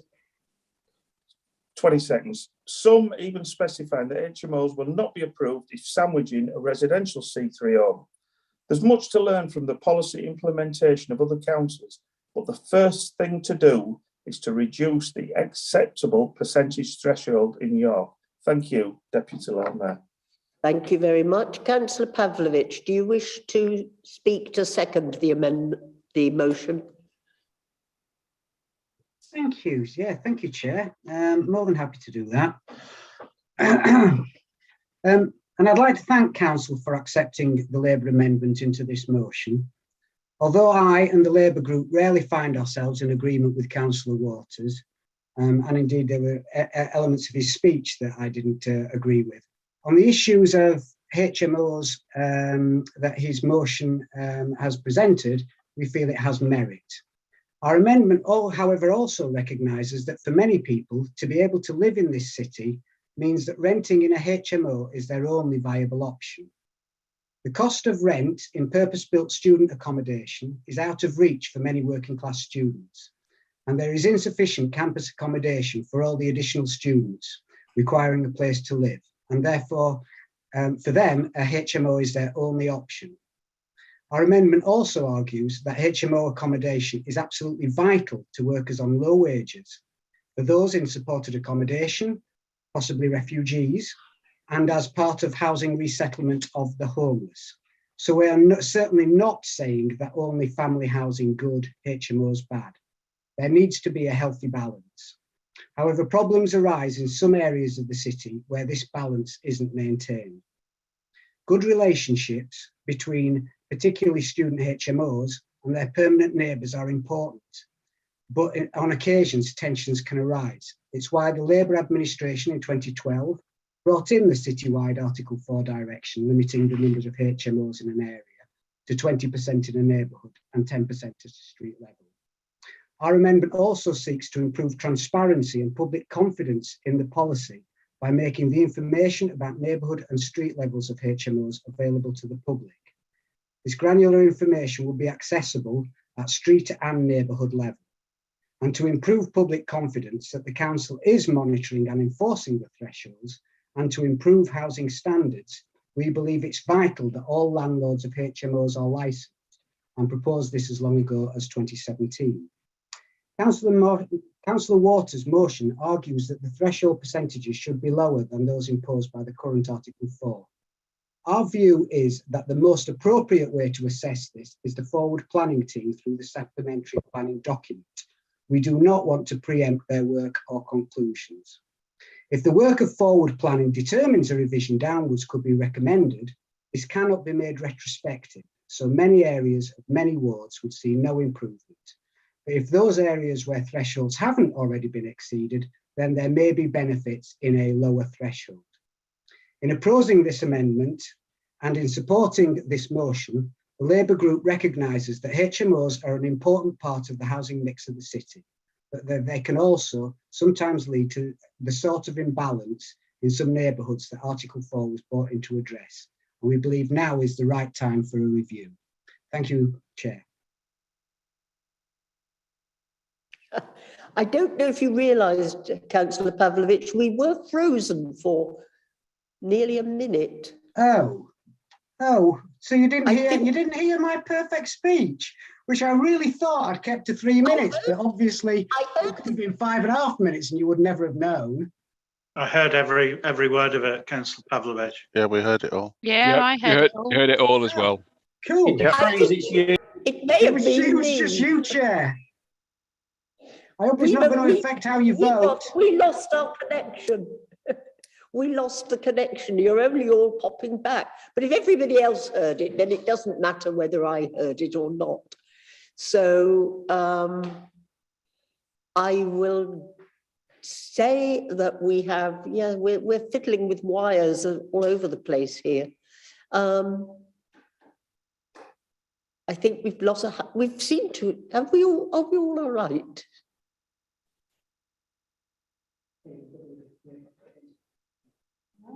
We can hear you, Chair, loud and clear.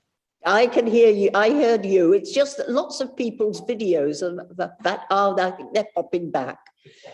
Right, we're hoping, cross my fingers. Right. We have another amendment on the to this particular motion from Councillor Craghill.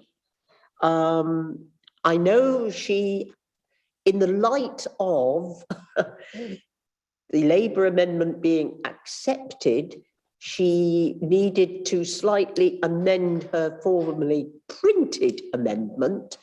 And I will now invite Councillor Craghill to move her slightly revised amendment to the now altered motion. And we will see where that takes us. So Councillor Craghill, I've lost everybody. Thank you, Chair. But I can hear you, I can't see you. Oh yes, I've got you. Okay. Yeah, next to you on my screen. Yeah. Okay, thank you. Shall I go ahead? Yeah. Thank you, Chair. As you alluded to, I think I firstly need to say that with the permission of the Deputy Lord Mayor and the Monitoring Officer, I have updated my original amendment to reflect the updated motion proposed by Councillor Waters.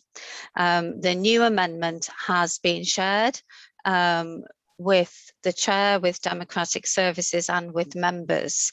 So you should all have that slightly amended amendment. Point of order, Chair. Do Council have to say on whether or not we accept the change of wording? We certainly will have to decide whether we do.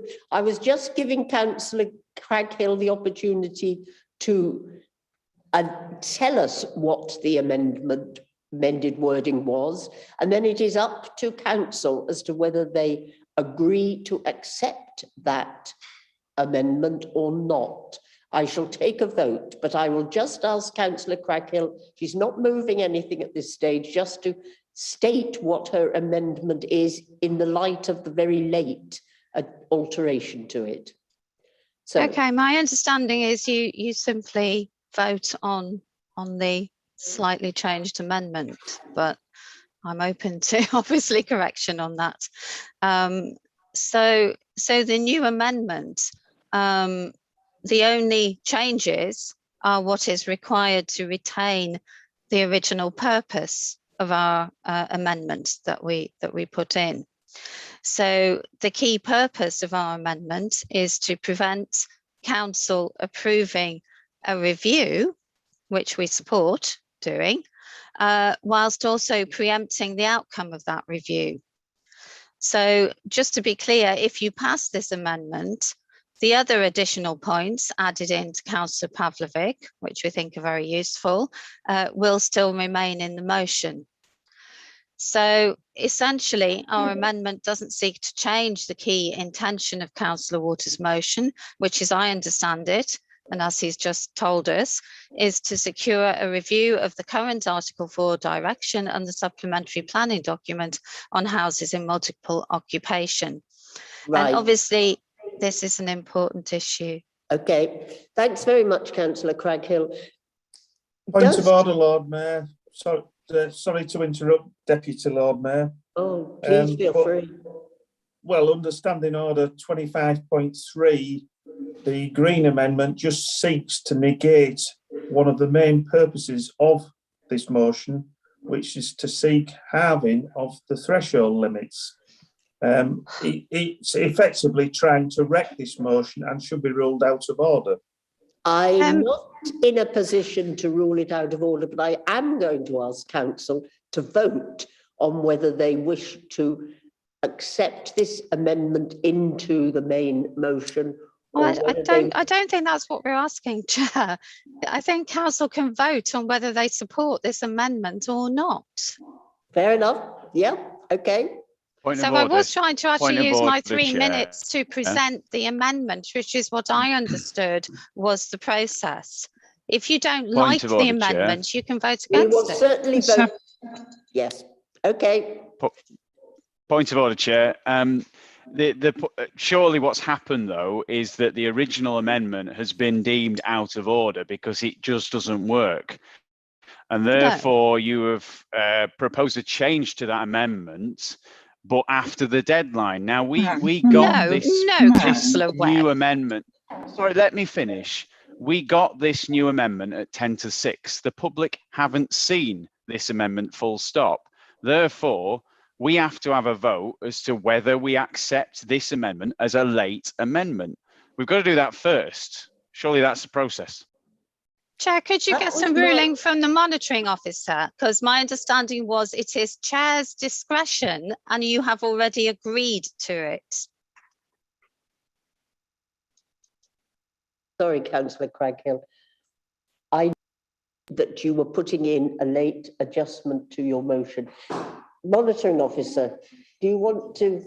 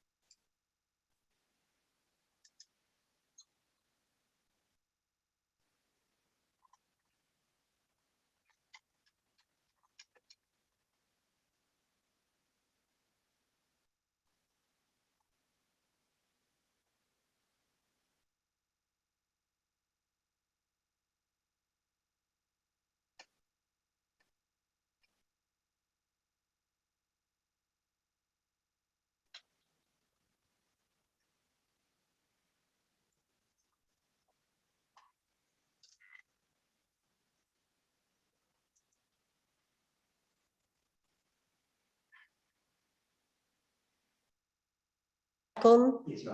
Right, okay, I have taken some advice.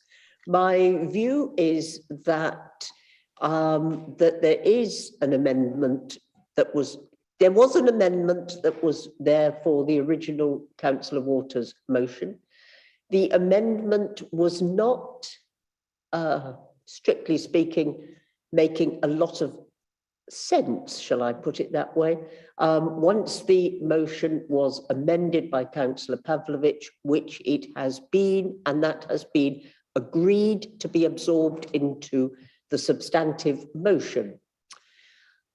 However, it is an amendment that Councillor Craghill has put forward. She has, and I take the point, Councillor Webb, it has had some semantic changes to it, but I still think that we can debate it as an amendment, and if council wishes to accept it as an amendment, they can vote for it, and if they do not wish to accept it as an amendment, they can vote against it. I am not at this stage ruling it out of order. I think we have to give ourselves the opportunity to debate it. So, Councillor Craghill, do you want to continue proposing your amendment? Yes, please. Thank you, Chair. So, essentially, our amendment, as I said, doesn't seek to change the key intention of Councillor Waters' motion, which is to secure a review of the supplementary planning document, the Article 4 direction. The issue of the impact that houses in multiple occupation can have on surrounding neighbourhoods is clearly one that concerns significant numbers of residents, whether this is due to noise, waste-related issues or car parking or other issues. The SPD was introduced in 2012 and nearly 10 years on, it clearly makes sense to consider if the details of that planning policy need to be changed in response to current circumstances. So in that sense, we are very happy to support the key element of this motion. This is not a spoiling amendment in any sense whatsoever. The amendment is simply focused on ensuring that council doesn't request a review whilst also specifying the required outcome before the review has even started.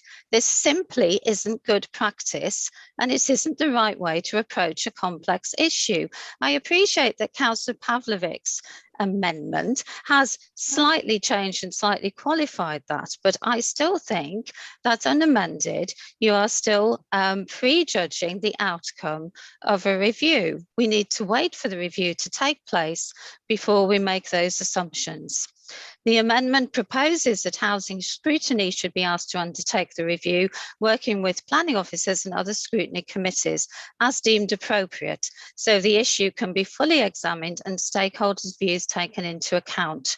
The control of HMOs clearly crosses both housing and planning, and I would hope that the proposed review will address that complexity as well as the data collection issues that both Councillor Waters and Councillor Pavlovich raised. So I would reiterate, Council, all this amendment is about making it clear that whilst Council is asking for a review, it isn't prejudging the outcome.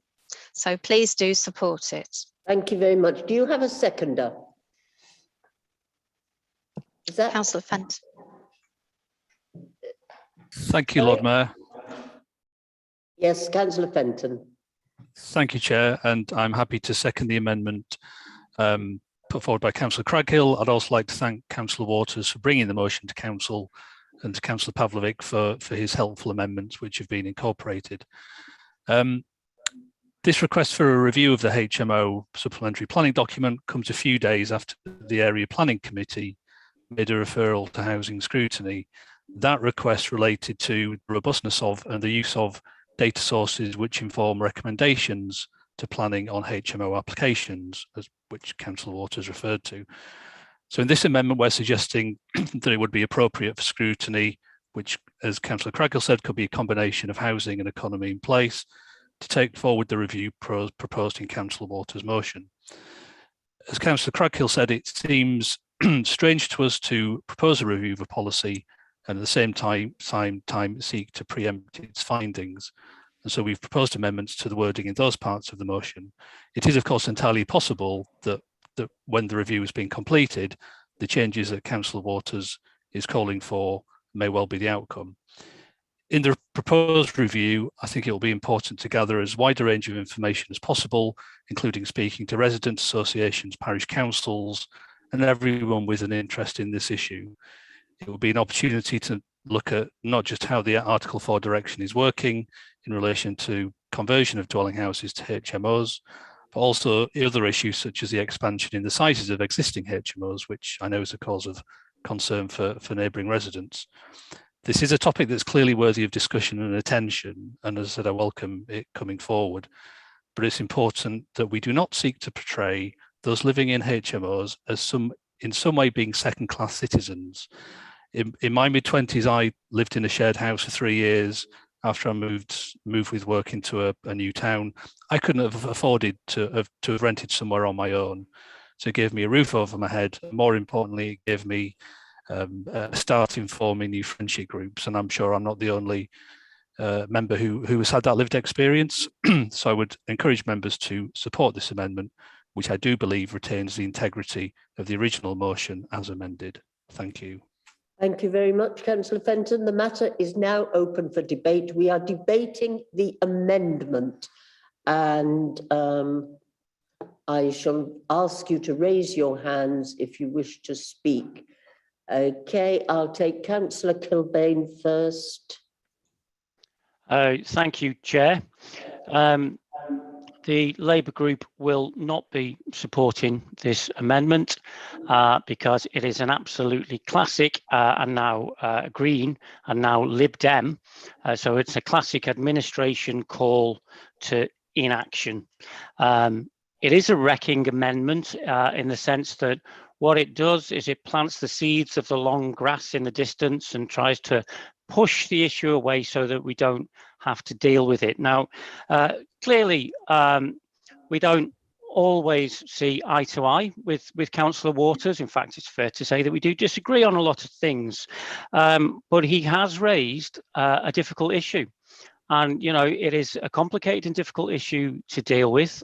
We need to ensure that we're not demonising people who live in HMOs, and I think we should also recognise that actually lots of people live in shared accommodation because it can be a choice that you make. It's an ecologically more sound way to live, etc. But we do need to do something with the housing market in York because there is a huge shortage of affordable housing, as we know. And as a council, especially a council that's not prepared to build at scale, we have to take whatever tools we've got in the armory in order to be able to intervene in the housing market as much as we can for the benefit of residents that live in York. And the reason why the Green Lib Dem administration amendment is a wrecking motion is that everything that has been said by Councillor Craghill can be done within the motion as amended by ourselves. What she's taken out of it is the targets. The aiming towards halving is still there, but it does take into account that there will be particular circumstances in particular areas that mean that target might not be achieved, but it is definitely there to be aimed at. And so what we've got is an amendment that calls for reviews, that calls for a meeting about a meeting, for a policy paper, for a da-di-da-di-da-di-da, which is an absolute, you know, for the people of York, this is the way that your administration works, and this is the reason why nothing ever gets done. So the Labour Group will be opposing this amendment. Thank you. Councillor Carr. Thank you, Chair. Yeah, I think Councillor Craghill's amended amendment is nothing more than a swift kick into the long grass of this motion. And I just want to mention that Councillor Fenton made the point that people in HMOs are not second-class citizens. No one's saying they are. That is a real bit of gaslighting, if I may say so. No one's saying they're second-class citizens. What we're talking about here is good town planning. Thank you. Thank you. Thank you very much. Councillor Pavlovich. Thank you. And you know, just to say, the reason I've got a problem with the Councillor Craghill's amendment is just on practicalities.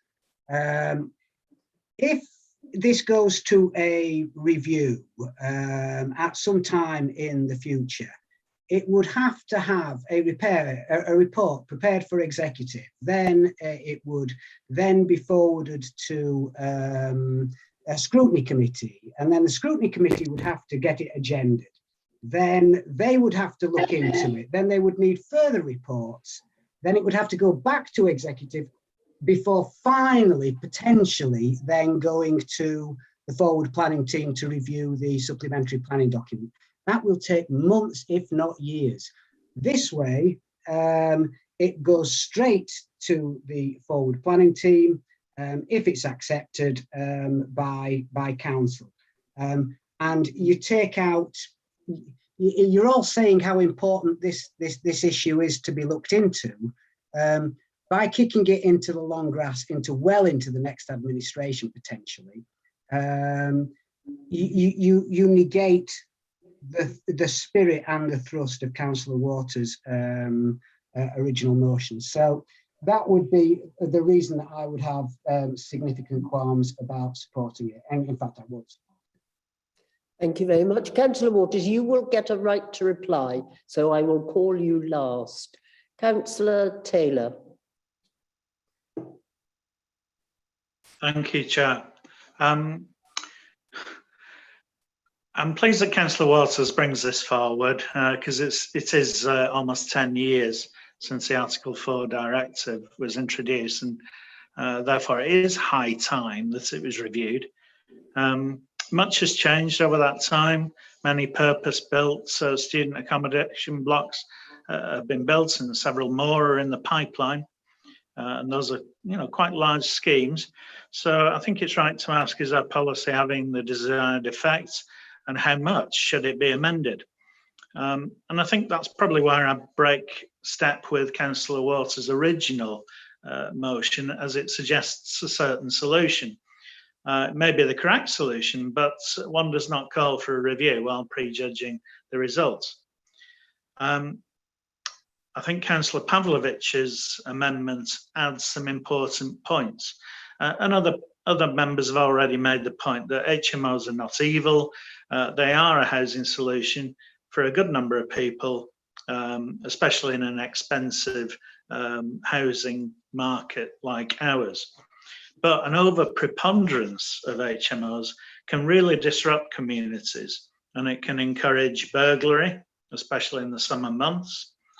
And then you get landlords putting bars on windows and in doors, like in Headingley and Johannesburg. Now, okay, we're a long way from that in York, but I do not have the fear of students that maybe Councillor Waters has. And our twin city in Munster has a much higher percentage of students as its population than we do in York. But I do think it's time to review our policy, and we have to do so forthwith. And this is the crux of the problem with the amendment by Councillor Craghill, is that it will take a longer time. And I think we should just get on with it. And I think that's why I would support the original motion amended by Councillor Pavlovich. Thank you. Councillor Eyre. Thank you, Chair. I just wanted to put it in a wider context. And I know the suggestion has been made that this could just be kicked to the forward planning team, who would just turn this around in a heartbeat and turn that back around and bring it back to council. It will be a significant piece of work, and as a number of councillors tonight have already mentioned, the forward planning team do have quite a lot of work to do around about February time especially, and going through to April, May and June. That was one of the reasons that we didn't want to move with undue haste in this process, to make sure that we were not in any way jeopardising the local plan hearings in terms of redirecting key staff from the work that they need doing, which would be the forward plan team and other teams across the council. I noticed, with perhaps the exception of Councillor Carr and Councillor Taylor, the last speakers, that those who really do seek to oppose this amendment are all those parties that do, and individuals that do seem to want to bring the local plan down for their own particular reasons. And I would hope that their reasons for not supporting this amendment are not to strip the local plan team of the key resources that they need, And earlier in this meeting, we were being told the forward planning team didn't have the resources it needed for the local plan, and yet opposing this amendment seeks to load more work on them at the time that they're trying to deliver that local plan for the city. And I hope that is not the reason why people are opposing this amendment. Thank you very much. Councillor Waters, I've got no other speakers, so it's your right to reply to the amendment. Thank you, Deputy Lord Mayor. I actually got it right that time. I'm not having it what Councillor Eyre has just said as the last speaker. He was asked in 2015 as chair of Local Plan Working Group to bring this matter forward and simply refused. The forward planning team, if it's under pressure, well, perhaps we ought to have considered how we restructured it when we've lost one experienced member who's gone to Rutland, I think. But it certainly is a wrecking amendment that's proposed by the Greens. Now, whether that's in pursuit of trying to increase their voter base, I don't know. But it's very disappointing that it appears that the Lib Dems are going to support this wrecking amendment. Now, granted, it probably doesn't affect them in Strensall, Weldrake, Axby, Wigginton and such like, but it's of great concern and has been in the east part of York for the last 10, 15 years. The Article 4 direction and the supplementary planning document that was brought in 2012 has never worked since its inception. It should have been reviewed every year since, as should the HMO database. Now, the reviews of that and the publication of that has been lacking ever since. We need certainly to go with the original motion as amended by the Labour group. We need to review this supplementary planning document. The review needs to have an aim, and that aim should be to have the acceptable thresholds. And the review should take into account, as I said earlier, best practice from other councils. And if you look at how other councils are taking an approach to this, it's far superior to what we are doing. And what we are doing is in a major university city as well. We should be ashamed of how this has stagnated over the last 10 years. We need to take control of it. And as Councillor Kilbane has said, we should not be kicking it into the long grass as the Greens propose. Thank you, Deputy Lord Mayor. Thank you very much, Councillor Waters. I will now take a vote on the amendment. Named vote, Dawn? Yes. So when Dawn shouts at you. Thank you, Deputy Lord Mayor. So when I call your name, please indicate as usual whether you're voting for, against or abstaining in relation to the amendment. Councillor Aston. For. Councillor Eyre. For. Councillor Barker. For. Councillor Barnes. Against. Councillor Carr. Sorry? Against. Councillor Craghill. For. Councillor Crawshaw. Against. Councillor Cuthbertson.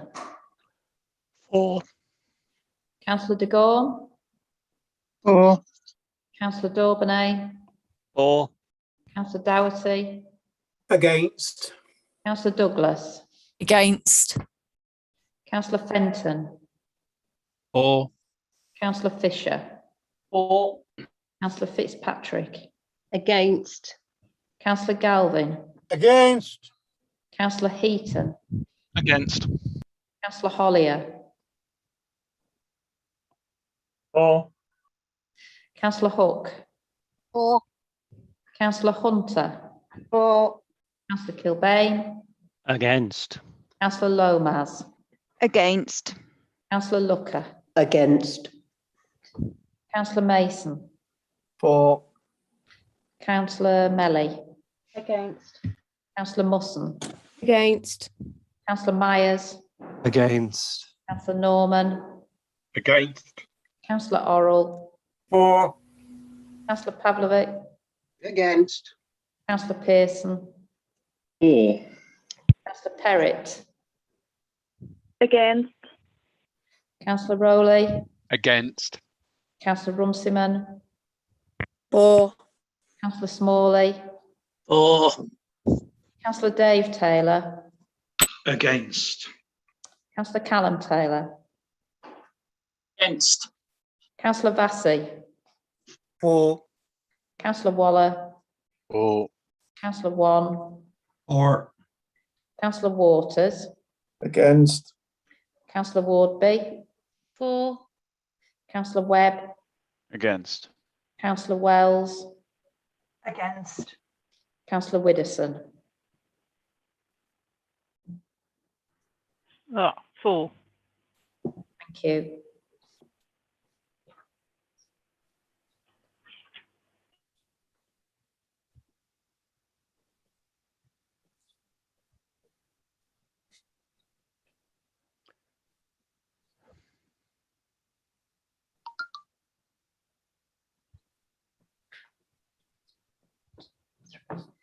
So, yeah. So it's lost. The amendment is lost.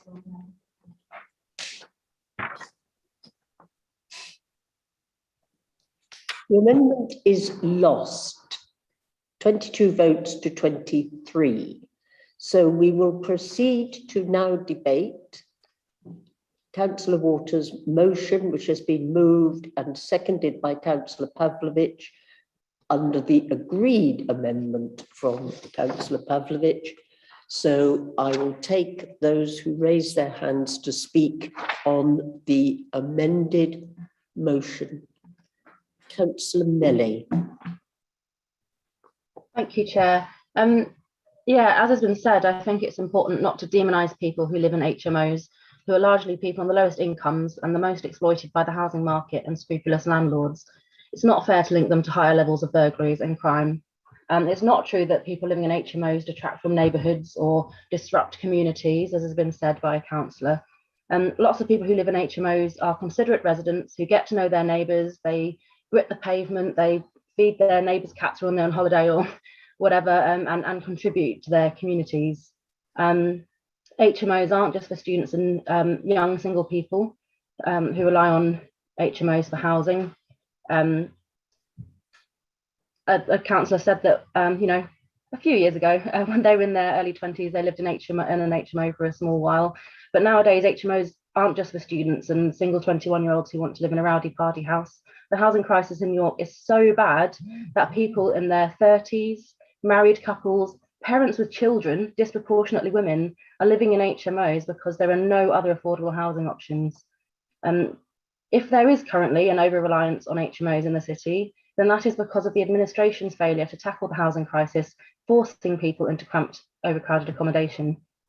If HMOs are causing harm to communities and problems with waste, as has been said, then that is due to the administration's failure to maintain and enforce housing standards in HMOs and ensure that all our residents have habitable housing so they can take pride in their homes and not be constantly forced out of unsuitable housing in a transient way. The York housing market needs serious intervention, and encouraging students into purpose-built accommodation is part of that in order to free up housing stock for other people. This motion helps with that, but we need to appreciate that it's a small part of a much bigger picture, and we shouldn't let the administration off the hook by blaming York's lowest income residents for this administration's failings. Thank you, Chair. Thank you very much. Councillor Rowley. Thank you, Chair. I will be supporting this amended motion for a number of reasons. Like other members, I do not demonise HMOs per se. I recognise the need for HMOs in the residential setting. However, I do support Councillor Waters' assertion that in certain parts of the city, the majority of HMOs are for students.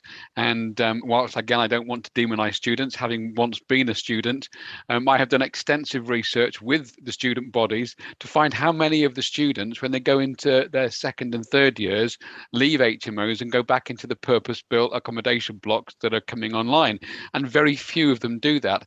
Occasionally, a student in their fourth year of a four-year degree may go back into student accommodation just to have some focus on their final year and their examinations.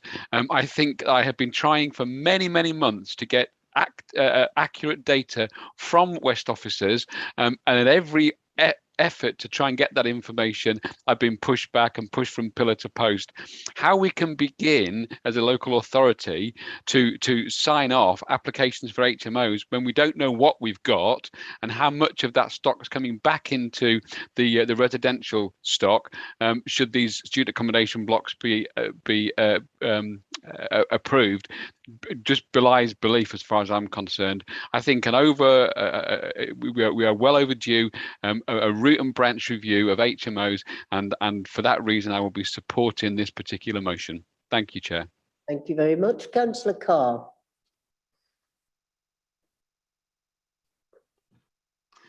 Thank you, Chair. Yes, we will be supporting Councillor Waters' motion as amended by Councillor Pavlovich. And obviously, whilst the occupiers of HMOs can come from a variety of areas and walks of life, as previous councillors have said, I think in this context, we are predominantly talking about student-occupied HMOs, especially in the East York area. We all know this has been a long-running issue. Given the substantial building programme over recent years, both by the University of New Halls of Residence and by the providers of bespoke student housing, I would have expected HMOs created out of single-family dwellings to have slowly started to reduce in number, but clearly that's not the case. Judging by the number and frequency of objections, a consistent feature time and time again to planning applications for new or extended HMOs, the market is clearly not working properly. Market intervention in the name of good planning in the form of the existing Article 4 direction is clearly not working either at the present neighbourhood and or street threshold levels. Therefore, support calls for an immediate reduction in percentage threshold levels and a concerted effort to bolster this by improving the quality of data and transparency of data using the various and wider sources of information available to the council than have been used up to now. And just to address the point about the impact on local plan staffing, this could be a discrete piece of work which could be packaged up and put out to external assistance if the administration was so minded. We support the amended motion. Thank you. Thank you very much. Councillor Wan. Thank you, Chair. I welcome this opportunity to debate this important issue. At its heart, it's about balancing the availability of housing for different groups of people who live in York. While much of the conversation about HMOs has focused on students, I think councillors have made an important point about HMOs being important for the overall housing provision in the city, especially for people who are looking at affordable housing options. We have to be aware of the competing demands of growing student numbers and other young people who need housing. Purpose-built student accommodation is a useful option for some students, but as we've heard, not necessarily for all students. And yet, the placement of this type of housing can also add pressure to residential amenities and services. York's universities make a large contribution to our economy, and we should recognise that. The employment and the culture that are brought about through the university. And I think it's wonderful that so many students want to come and study in York's world-class universities. It's important to recognise that increases in HMOs are driven by housing benefit changes as well, which often make traditional housing unaffordable, especially for single young people. HMOs are important in the provision of affordable housing for young people, but it's clear that we also need to ensure that there's a mixture of different housing types across the city. If we make it difficult for people to access shared housing, it's going to have a negative effect on the economy of the city and of those areas. HMOs are certainly a valuable asset to the city's housing offer, but I do appreciate that there's a debate to be had about the wider impacts that they have, especially where they're highly concentrated on particular neighbourhoods. I do understand the concerns that some councillors were raising. about whether these communities can accommodate growth of these types of housing. So I do support having a look at this issue in a way that doesn't predetermine what the outcome's going to be. So I do think that this is a complicated debate and it should be fully explored. I think it really should be done through Scrutiny Committee. I think it's unfortunate that the amendment that was put forward was not supported. However, I think that the gist of the amendment as it stands, or the motion as it stands at the moment, is to be supported, and I will be supporting it, and I think that the Liberal Democrat group will be supporting the motion as amended by the Labour councillor. Thank you very much, Councillor Wong. Councillor Callum Taylor. Thank you, Chair. Can you hear me all right? Yes. Yeah. Cool. I just want to say what should be obvious really for everyone in this meeting. There's no such thing as a student HMO. There are just HMOs. But what also needs to be said is nobody's slagging off the universities here. You know, I think anyone with half a brain will understand the great contribution that the universities make to our city. What this motion is about, and I really welcome it from Councillor Waters, is dealing with an adverse market reaction. And this administration, more often than not, says it hasn't got the power to deal with one thing or another, or blames government for one thing or another. Sometimes it's right to do so, sometimes it isn't. This motion sort of paves the way for the council to use one of its limited powers to try and help with what is a bit of an imbalance, and it does need another look. And I do want to say one other thing as well. There's absolutely nothing wrong with anyone saying, let's review this with an eye to increasing it or decreasing it or starting something or stopping something. We're all elected as politicians, and we're not saying here 2 + 2 = 4. At some point, we've got to make a value judgment. So it's totally legit to say we should review this with an eye to moving it one way or another. And I'm with Councillor Waters on reviewing it with an eye to bringing these thresholds down. It isn't just an issue in areas near the universities, parts of Holgate Ward, especially the Lehman Road area. They're falling victim to buy-to-let landlords snapping these places up and cramming in young adults, young professionals who can't get on the housing ladder, making them live like hamsters. It's not sustainable. And if we don't draw some sort of line, it's only going to continue. I really hope, given the issues we've all raised, I hope we can have a grown-up conversation about this, and we don't need hyperbole, or we don't need to put words into people's mouths.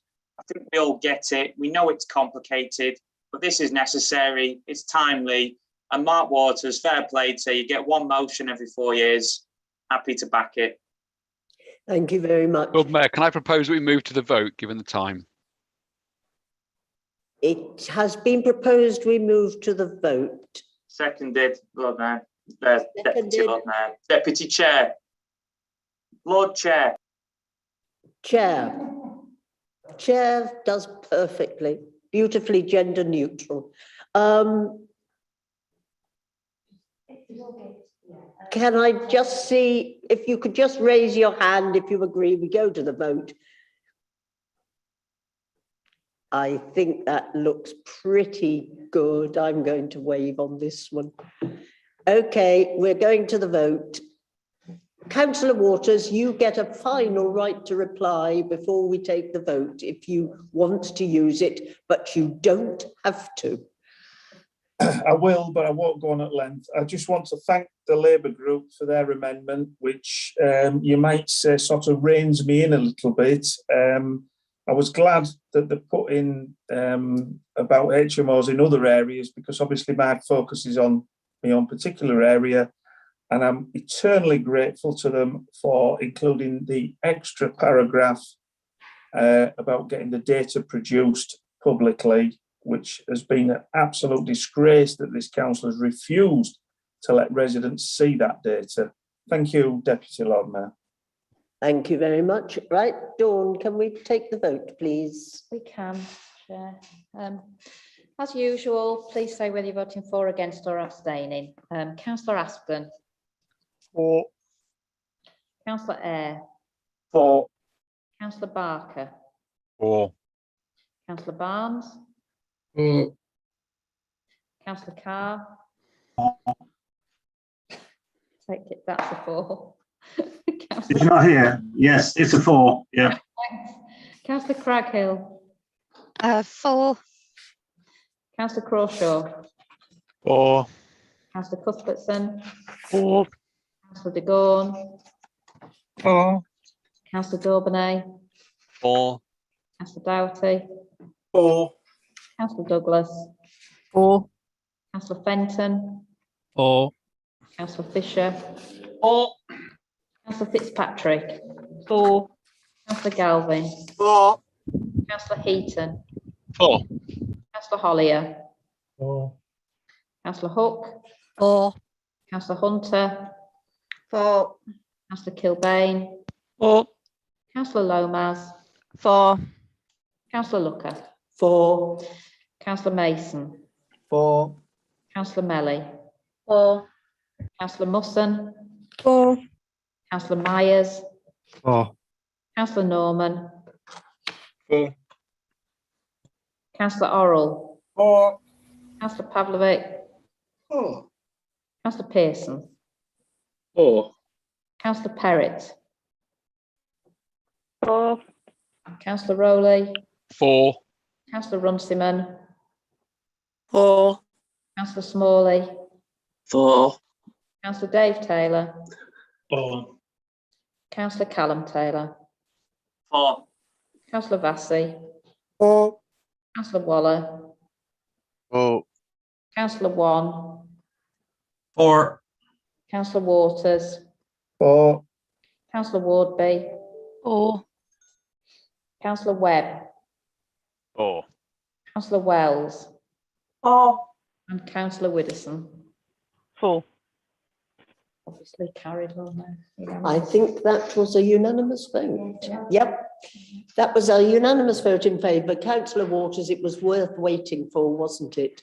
I'm now going to call a break, a proper break, the 15-minute break that the Lord Mayor indicated, to allow him and I to swap over chairs, people to get a cup of coffee, go to the loo, do whatever you like. So 15 minutes, which takes us to about 20 past 9. Okay, thank you very much, everybody. Sorry about that.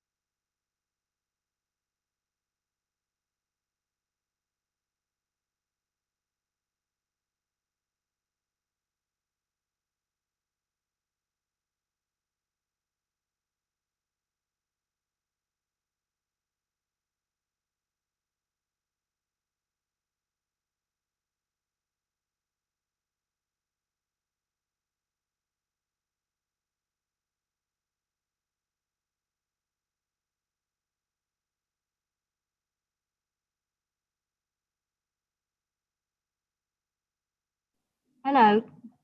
Hello, can you hear us?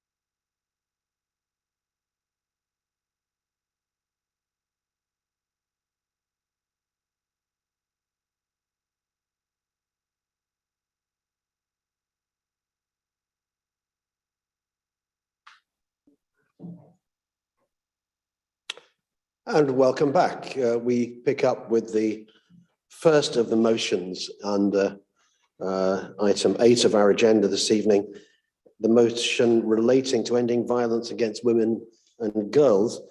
Before I invite Councillor Runciman to move this motion, I understand that she wishes to seek Council's consent to alter it in accordance with Standing Order 27.1 in order to incorporate the amendment proposed by Councillor Douglas that appears on the list of motions and amendments in the supplementary papers. Given that, if any member does not consent to that alteration, would you please raise a virtual hand now so we can deal with it quickly? I see no virtual hands. That seems to be favoured. Therefore, thank you. I now invite Councillor Runciman to move the motion as altered. Thank you. Thank you, Lord Mayor. This motion is a very sombre reminder of the extent of violence that women and girls continue to face across our country and the city. It is a great way for us all to recognise major steps and small individual actions which we can all take to try and end this scourge on our society. I'd like to note that I will accept Councillor Douglas's amendment and note that coercive control and domestic abuse are issues covered in homelessness legislation, case law, and the updated National Code of Guidance, which includes changes made on the back of the new Domestic Abuse Act. Our staff are fully aware and have had all the necessary training. In wider housing policies, e.g. our allocations policy, there are flexible provisions that take account of a wide range of issues, bad and good, which include coercive control, domestic abuse, fostering, adoption, and more. Staff across our teams work with a whole range of agencies to ensure appropriate support is given to victims. And as an issue, unfortunately, it's something teams have dealt with and continue to deal with week in and week out. The COVID pandemic, which necessitated isolation and social distancing, enabled a second serious shadow pandemic of violence against women and girls. Women often found themselves in lockdown with their abusers. And I know this holiday time will be a very difficult time for so many across the city. If anyone is suffering abuse, please remember there is support available. The statistics featured in the motion are truly appalling, but unfortunately won't come as a surprise to many here today. Whilst over the past year we've seen the issue of violence against women and girls hit the headlines too many times, this has been an endemic issue for decades in our country. So this isn't a problem we can solve overnight with one motion or a new policy. But it is so important that women locally know that their councillors and council are committed to doing all they can to protect women from violence and abuse. We have many key partners who do amazing work, IDAS and the police in particular, to end this violence and provide support, but we can always do more. This motion is about smaller actions and a wider strategy, but it's a public statement to all women across York that we stand with them and fully support them. We will always do our best to protect them, do everything we can to make them feel safe, and should the worst happen, we want to ensure they have access to the specialist support and care that they need. I'm proud to see the council leading on this issue by working to become White Ribbon accredited, engaging and supporting local partners, offering crucial services, and now working to integrate support and take a holistic approach to supporting victims of domestic abuse. The actions in this motion will further support this work and ensure that as a council, we are unequivocal in our belief that everyone, regardless of identity, has the right to live a life free from fear and violence. I would urge all councillors to support the motion. Thank you, Lord Mayor. Thank you. Do I have a seconder? Councillor Barker? Thank you. Councillor Barker? Yep, thank you, Lord Mayor. I'm happy to support and second this motion and echo the words of Councillor Runciman. During my campaign for the Police, Fire and Crime Commissioner elections, I had the opportunity to engage with the issue more directly. Residents and organisations contact me with harrowing and powerful stories of lived experiences. What I discovered during this time was not only the extent of this issue across our region, but also the work that is already ongoing to support victims and violence against women and girls. So I would like to start by thanking all local and regional organisations which are leading this fight and providing invaluable support to them. The fact that public conversation that for so long revolved around what actions women must take to keep themselves safe, rather than what drives perpetrators, is really worrying and only fuels a victim blaming culture. Despite this tragic situation, there is some reason for optimism, because young women in particular are using their voices to speak out about their own experiences and of being survivors of violence. But for decades, there has been a lack of male voice speaking up about violence against women. The time for violence against women and girls must stop, full stop. The time for us as a council to reaffirm our commitments and support is right now. And again, like Councillor Runciman, I would urge all councillors to support this motion. Thank you. So I invite debate on this motion. Again, if those who want to contribute would indicate now, that would be helpful. Councillor Douglas. Thank you, Lord Mayor. I'm speaking on behalf of the Labour Group in support of Councillor Runciman's motion, and we thank her for agreeing to incorporate the Labour amendment into her original motion. The regularity with which incidents of violence against women and girls are reported in the media, both locally and nationally, is worryingly frequent. We know this is the tip of the iceberg, and far more cases happen on an annual basis than are reported to the police. Far too few of these make it through the CPS to prosecution, and a staggeringly small number of cases result in conviction. There are a huge range of societal and structural reasons for this. All must be challenged and fixed if women and girls are ever going to be safe and reach parity of esteem in our society. I welcome the introduction of the Domestic Abuse Act and the statutory responsibilities it places on local authorities, including York, but also recognise its weaknesses. There is no provision with the Act for women who can't access public funds. This is wrong. If you're a woman who is an asylum seeker or immigrant, it doesn't mean you don't experience domestic abuse. Provision should be made for all women in this Act. We welcome the motion's call to train counsellors around misogyny and violence against women and girls, and the call to encourage schools, academies and colleges to implement policies on tackling physical, mental or emotional harassment of women and girls who are pupils or staff.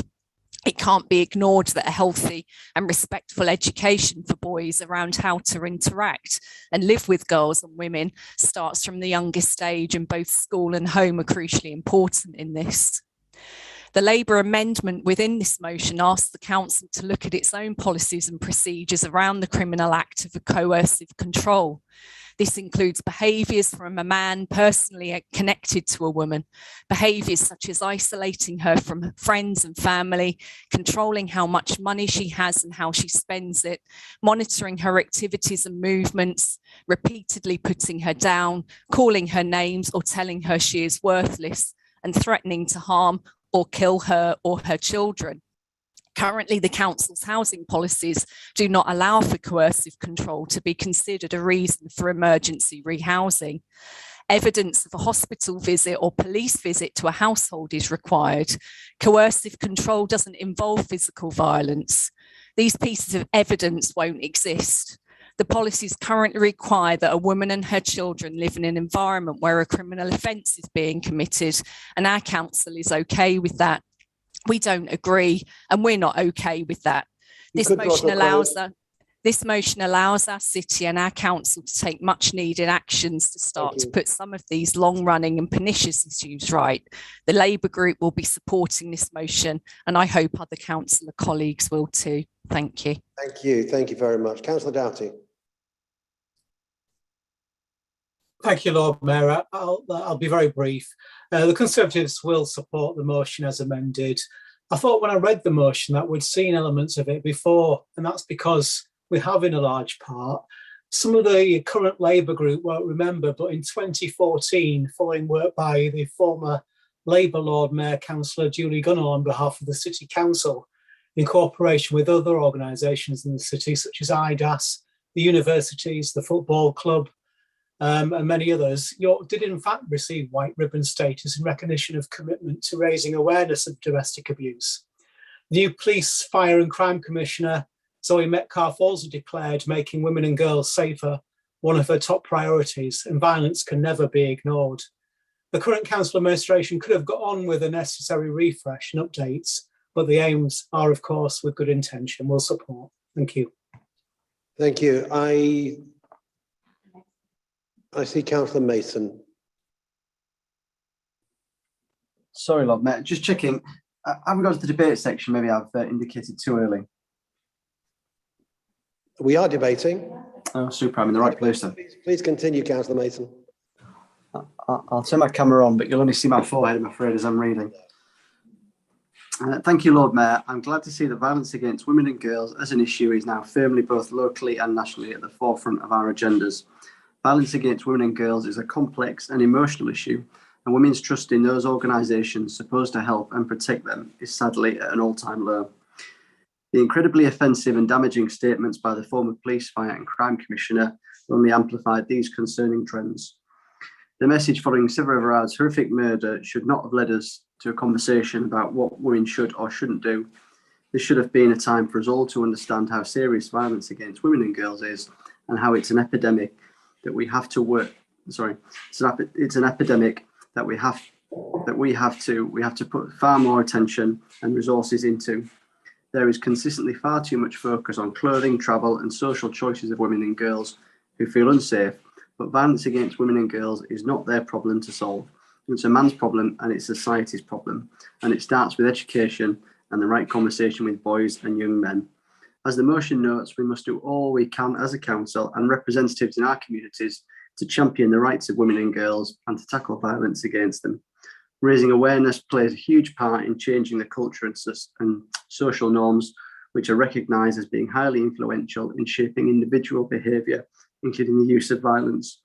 This is why I think the actions identified in the motion can benefit the work already taking place in the city, but individually we must not be limited to these actions and seek to challenge the behaviours and norms which cultivate violence and misogyny every single day. Thank you, Lord Mayor. Thank you. And I see Councillor Crackle. I'm going to make this the last one, and we do move on after that. So, Councillor Crackle. Thank you, Lord Mayor. Hopefully won't take very long. I don't have a prepared speech on this, but obviously intending to support the motion. As other people have said, violence, all forms of violence against women and girls, including domestic abuse and coercive control, are behaviours that as a society we shouldn't be tolerating. And I very much welcome the contribution from the speaker from IDAS and her final point that this has to become everyone's business. I just wanted to come back briefly on the comments from Councillor Douglas regarding our housing policies as a council. I am assured, as Councillor Runciman said in her speech, assured by officers that for many years, the practical policies that our housing officers follow do always take into account the issue of coercive control and do support people who are in need of rehousing because of that, along with supporting many other people who are vulnerable for other or similar reasons. However, if we do have a written policy, which I've no reason to doubt, as you say, then I'm very happy to work with you to make sure that that written policy also reflects the practice at the same time. And housing officers have told me they're very much welcome Domestic Abuse Act and the further clarity that that brings on these issues. So we can always improve, but they certainly have been supporting people a great deal on all of those issues. Thank you. I know there may be others who'd like to contribute, but as I said, I'll take us on. Otherwise, we'll be just running even further into the time. So, Councillor Runciman, do you want to reply? Do you want to say anything more at this point before we go to the vote? Yes, please, just briefly. Like Councillor Douglas, my concern is always the women that we don't see, the women that live in fear and feel they can't report domestic violence. And in my time as a JP on the Leeds bench, I dealt with that many times when domestic violence cases came into court and the woman was too frightened to come in and give evidence or felt that she would lose a place to live if she did. It is a very serious issue indeed, and I hope everyone will support the motion. Thank you. So with that, we go to the vote. And again, can I ask Dawn to conduct the name vote, please? Okay. As usual, members indicating whether you're voting for, against or abstaining. Councillor Aston. For. Councillor Eyre. For. Councillor Barker. For. Councillor Barnes. For. Councillor Carr. For. Councillor Craghill. For. Councillor Crawshaw. For. Councillor Cuthbertson. For. Councillor de Gorne. For. Councillor Dauburnay. For. Councillor Doughty. For. Councillor Douglas. For. Councillor Fenton. For. Councillor Fisher. For. Councillor Fitzpatrick. For. Councillor Galvin. For. Councillor Heaton. For. Councillor Hollier. For. Councillor Hook. For. Councillor Hunter. For. Councillor Kilbane. For. Councillor Lomas. For.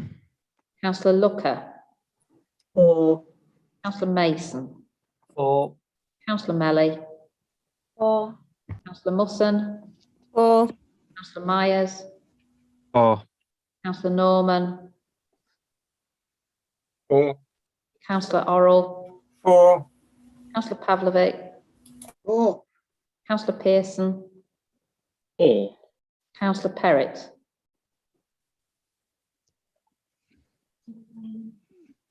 I declared an interest and withdrew. Thank you. You did. Yeah. Councillor Rowley. For. Councillor Runciman. For. Councillor Smalley. For. Councillor Dave Taylor. For. Councillor Callum Taylor. For. Councillor Vassey. For. Councillor Waller. For. Councillor Wan. Or. Councillor Waters. For. Councillor Wardby. For. Councillor, Wells, thank you. Councillor Widdowson. For. That's, carried. On the chair. Oh, sorry, Lord Mayor. Sorry, Lord For. Mayor. Yeah. I got used to Janet being there. Yeah. I think we can conclude that was carried. Thank you very much. So we move on to the item which appears as the second of the motions. That is the care and dignity for York's elderly residents. And I invite Councillor Looker to move this motion. Please go ahead. Thank you very much. I hope this is okay because my internet connection keeps saying it's unstable. Well, we're okay at the moment. Good. Just shout if you, well, you won't shout because I won't hear you. Anyway, I'll try to be brief. I think in some ways, Councillor Runciman has to remember the adage where you should always be careful what you wish for. A couple of council meetings ago, she wished for, and we passed a resolution, that the Prime Minister would produce his policy to resolve all the outstanding issues on adult social care.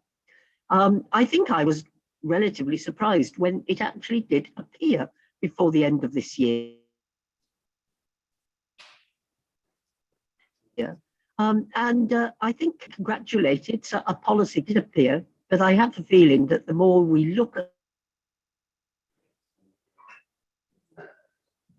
policy, and the more flaws, or in fact, the more absences.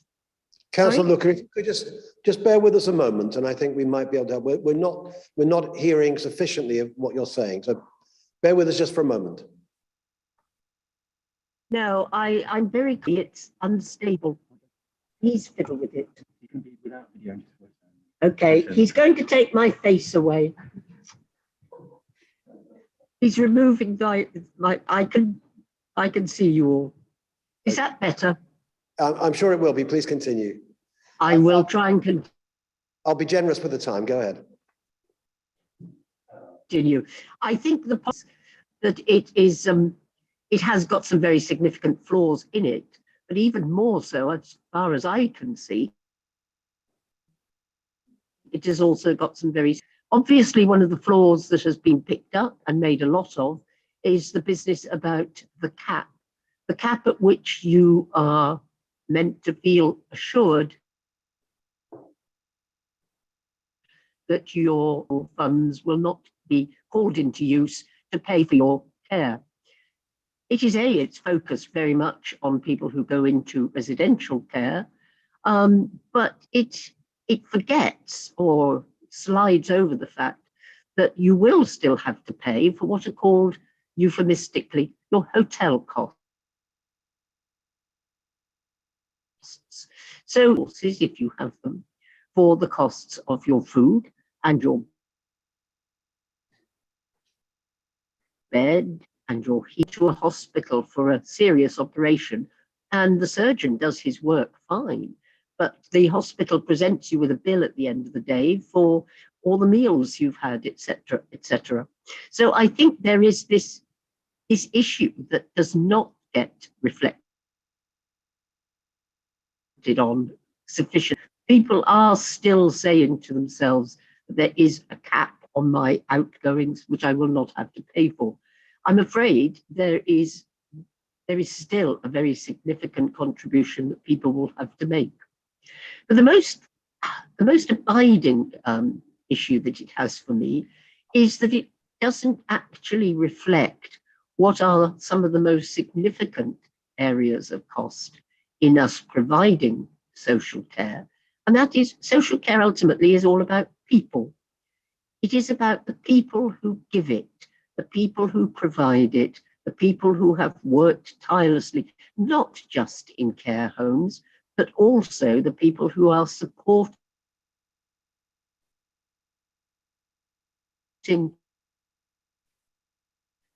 individuals in their own, the adult social care, because a lot of people would prefer and will prefer to remain where they are at home and can do so easily if they have the right support and the right daily help from somebody who can come in and give them that bit of extra assistance. And we must remember that there are significant groups of young adults who are wanting to fulfill an independent economic life, but need support and assistance in their day-to-day living tasks, which perhaps there's reasons they are not able to perform. And it is those people that we are, and York is not alone in the difficulties we are having in recruiting.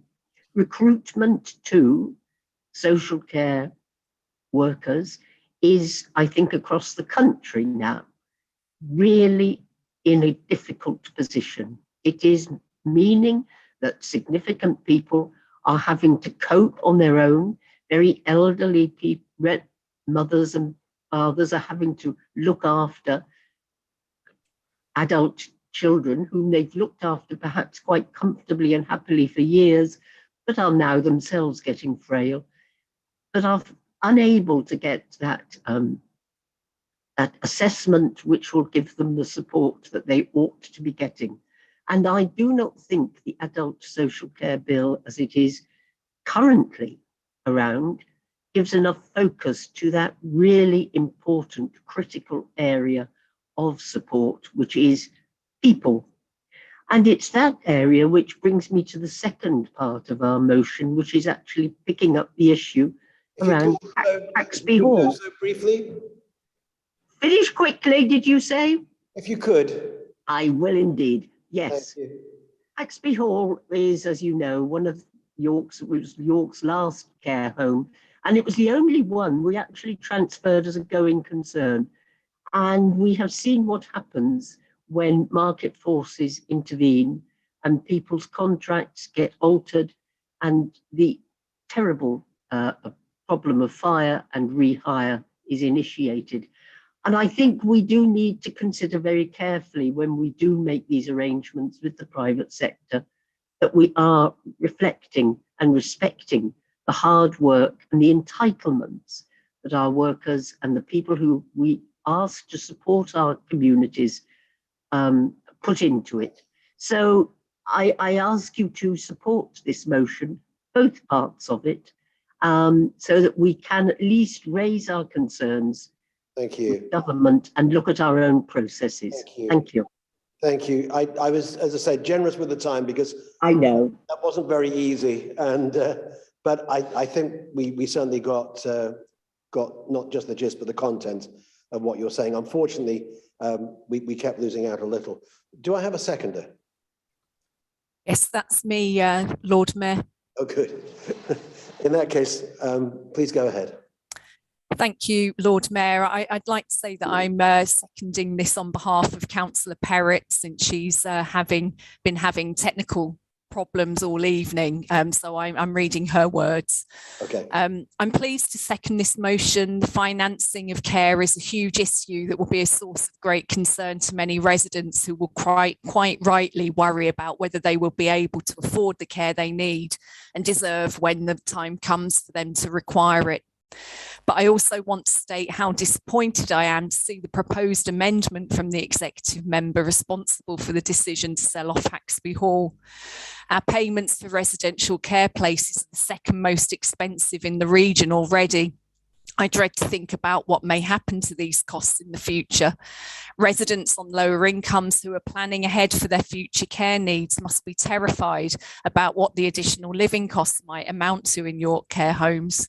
Costs that will sit outside the £86,000 care cap that will hit poorer residents hardest.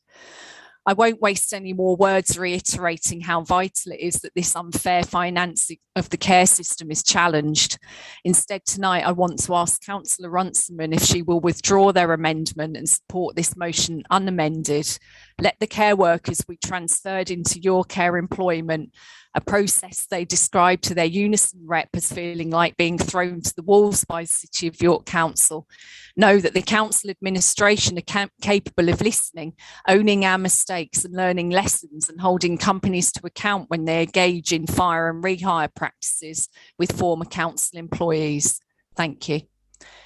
Thank you. Now, notice has been received of an amendment to this motion from Councillor Runciman, and I invite Councillor Runciman to move that amendment, please.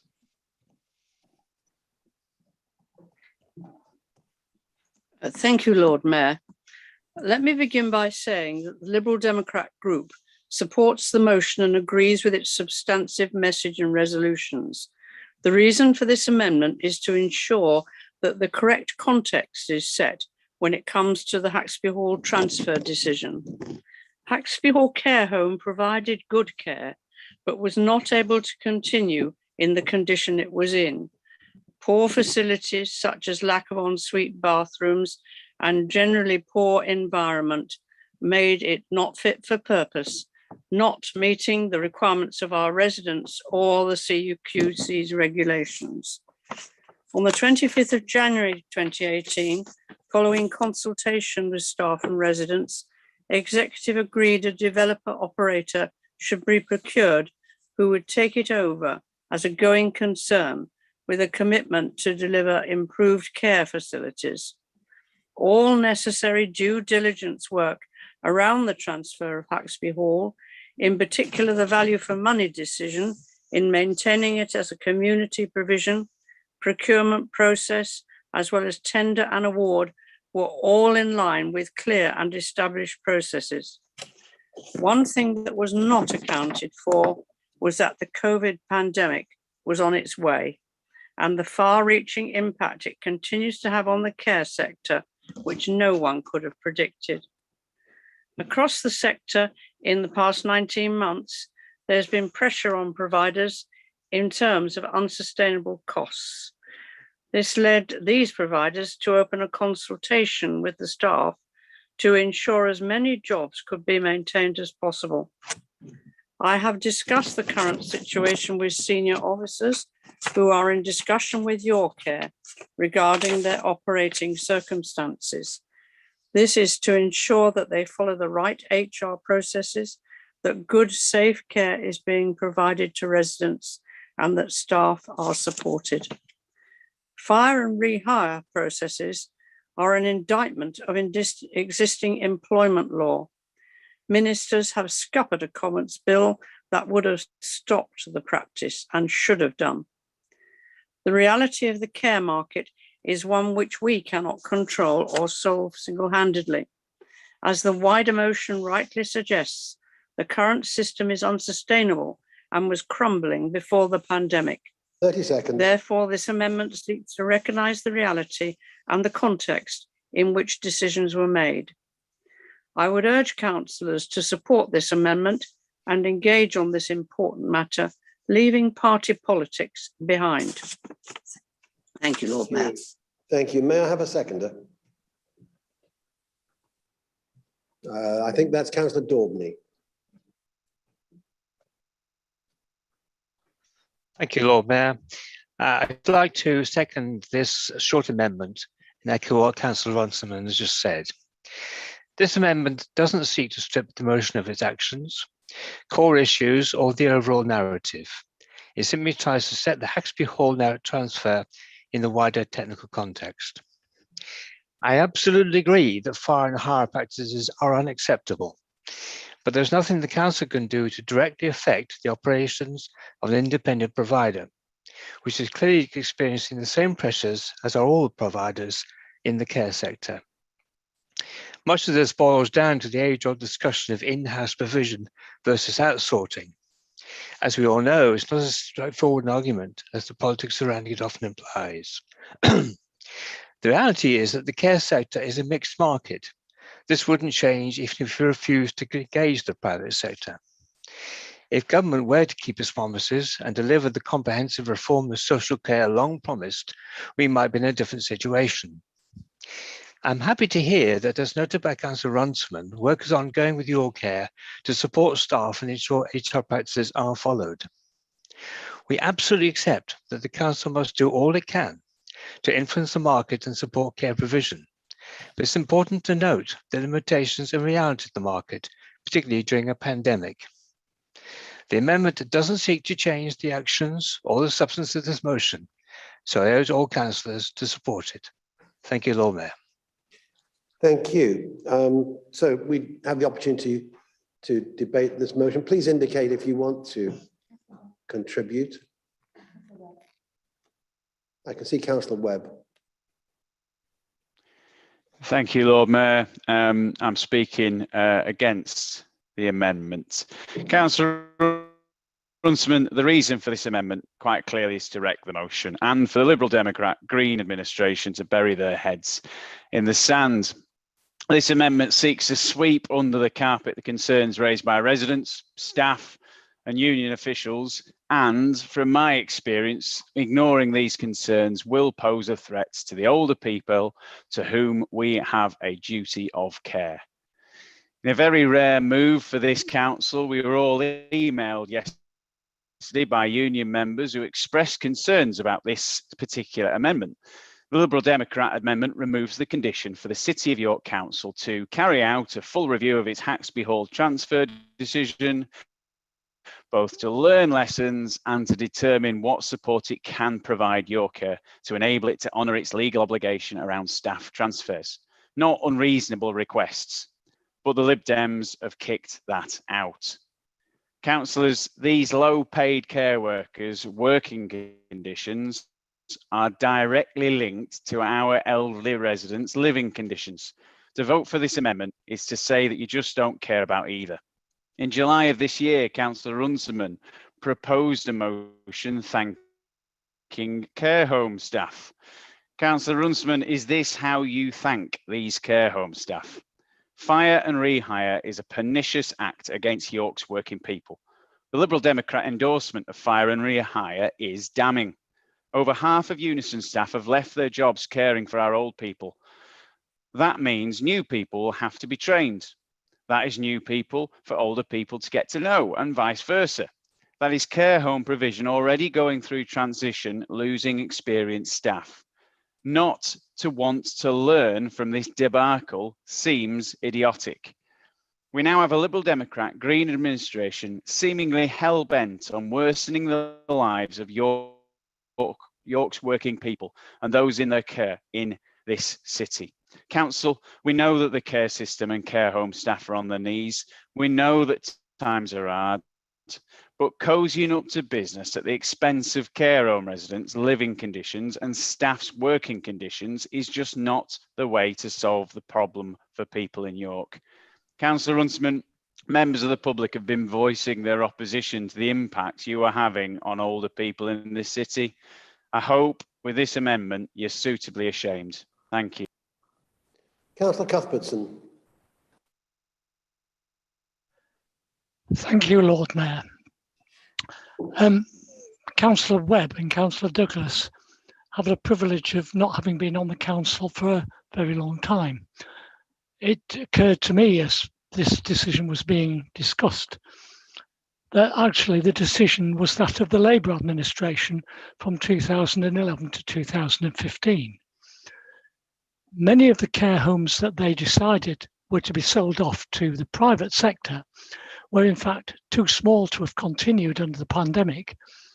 Are Labour saying that the council should therefore accept responsibility for the employees who have lost their job or have changed conditions in the period since the pandemic, even though that decision was theirs and was made 5 years ago? When you make a decision to do a transfer to the private sector, you are obliged to do due diligence checks. Those I know have been done, and Councillor Runciman has assured members tonight that that's the situation. I'm sorry that this happens in the private sector. Having worked in the private sector as well as the public sector, probably about equal parts of my career, I've actually seen public sector employees be moved elsewhere to the point where they were dismayed and dispirited enough to be looking for another job. That's a kind of hire and fire. And yet we wouldn't talk about that because it's the public sector and therefore good. But in these hard times, and my own portfolio speaks volumes to me on this, the City Council needs to look at where it's spending money. And whilst the situation for these employees may have changed as a result of the pandemic during the last few months, that has hit us all in so many ways, particularly the ferocity of the current mutation of the virus, the Omicron virus. So without saying that I think this was in any way acceptable, or at least that it was something that we could approve of, I have to recognise that commercial circumstances do hit private sector organisations usually more hard and more quickly than they do public sector organisations. And I do think that we shouldn't be going on to, if you take the logical extension of the argument that's been put tonight, to take back, yes, thank you, Chair, to take back into council employment those people who've been stupid out in the preceding 6 years. I do think it's sad, but that's how things are. And the private sector has been hit just as hard as the public sector by the pandemic. Thank you, Chair.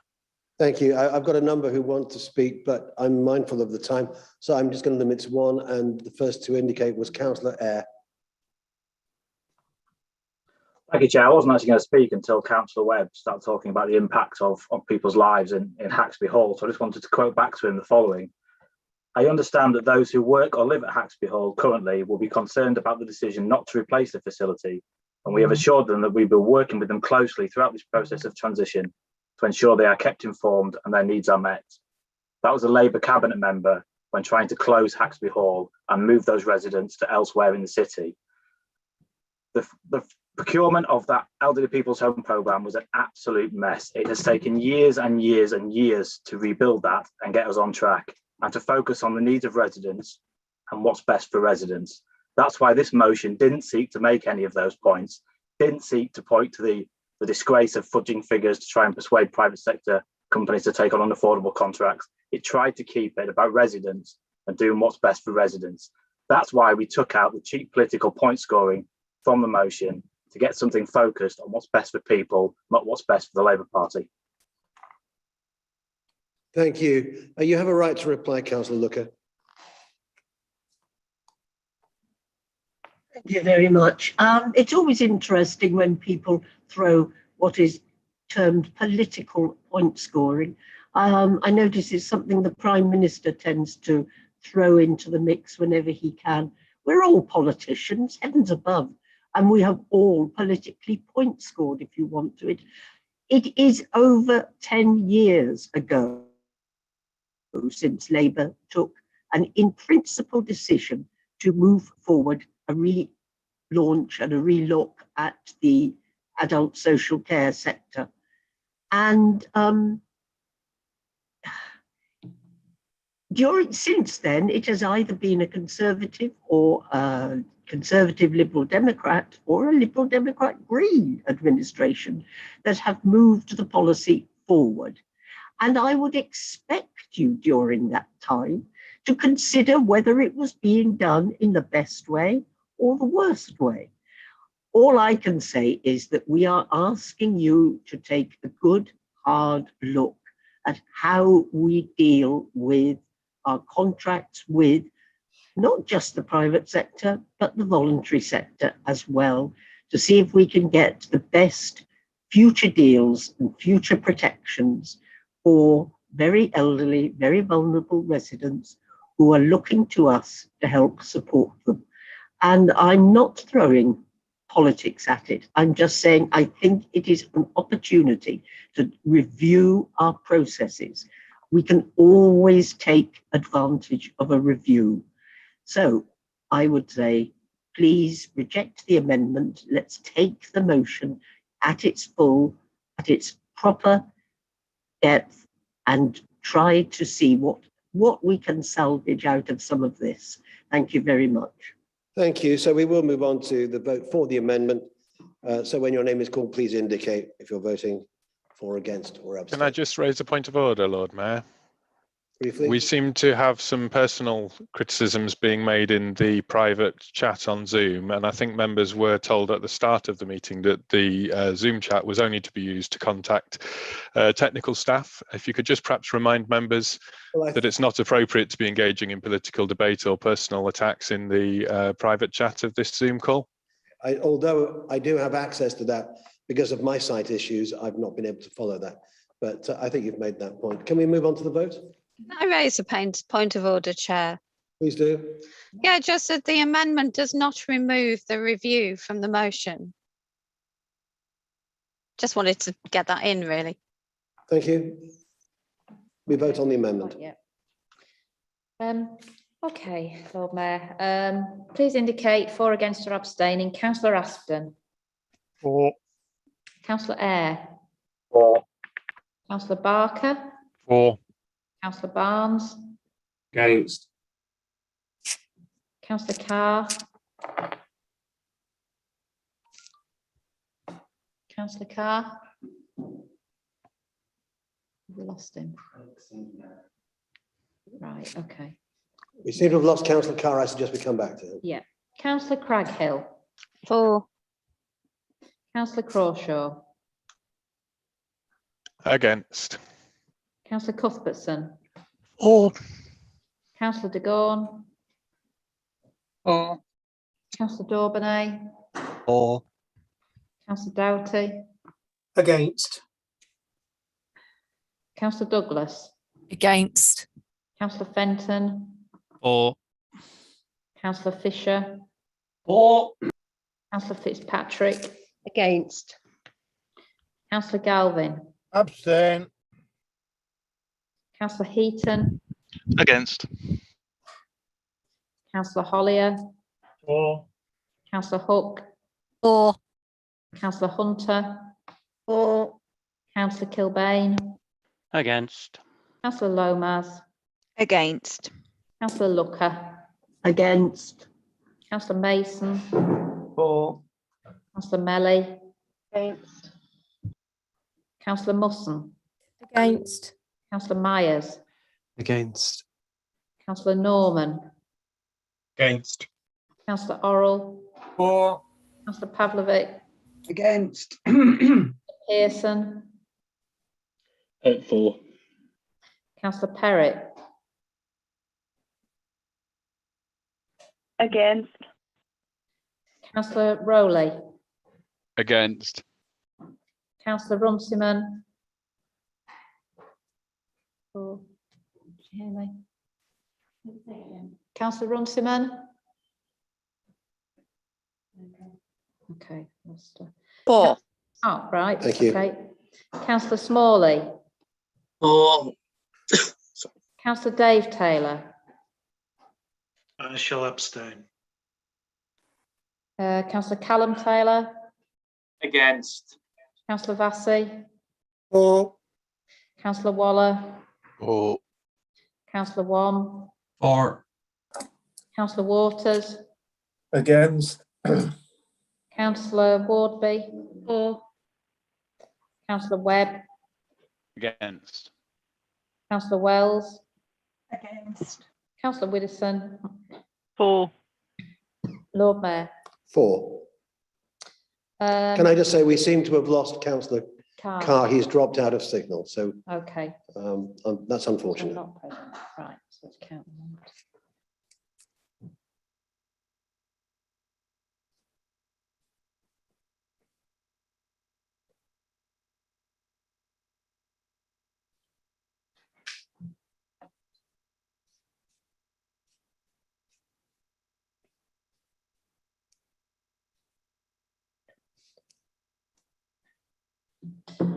Yes. The amendment is carried. For 23 votes against 20 and 2 abstentions.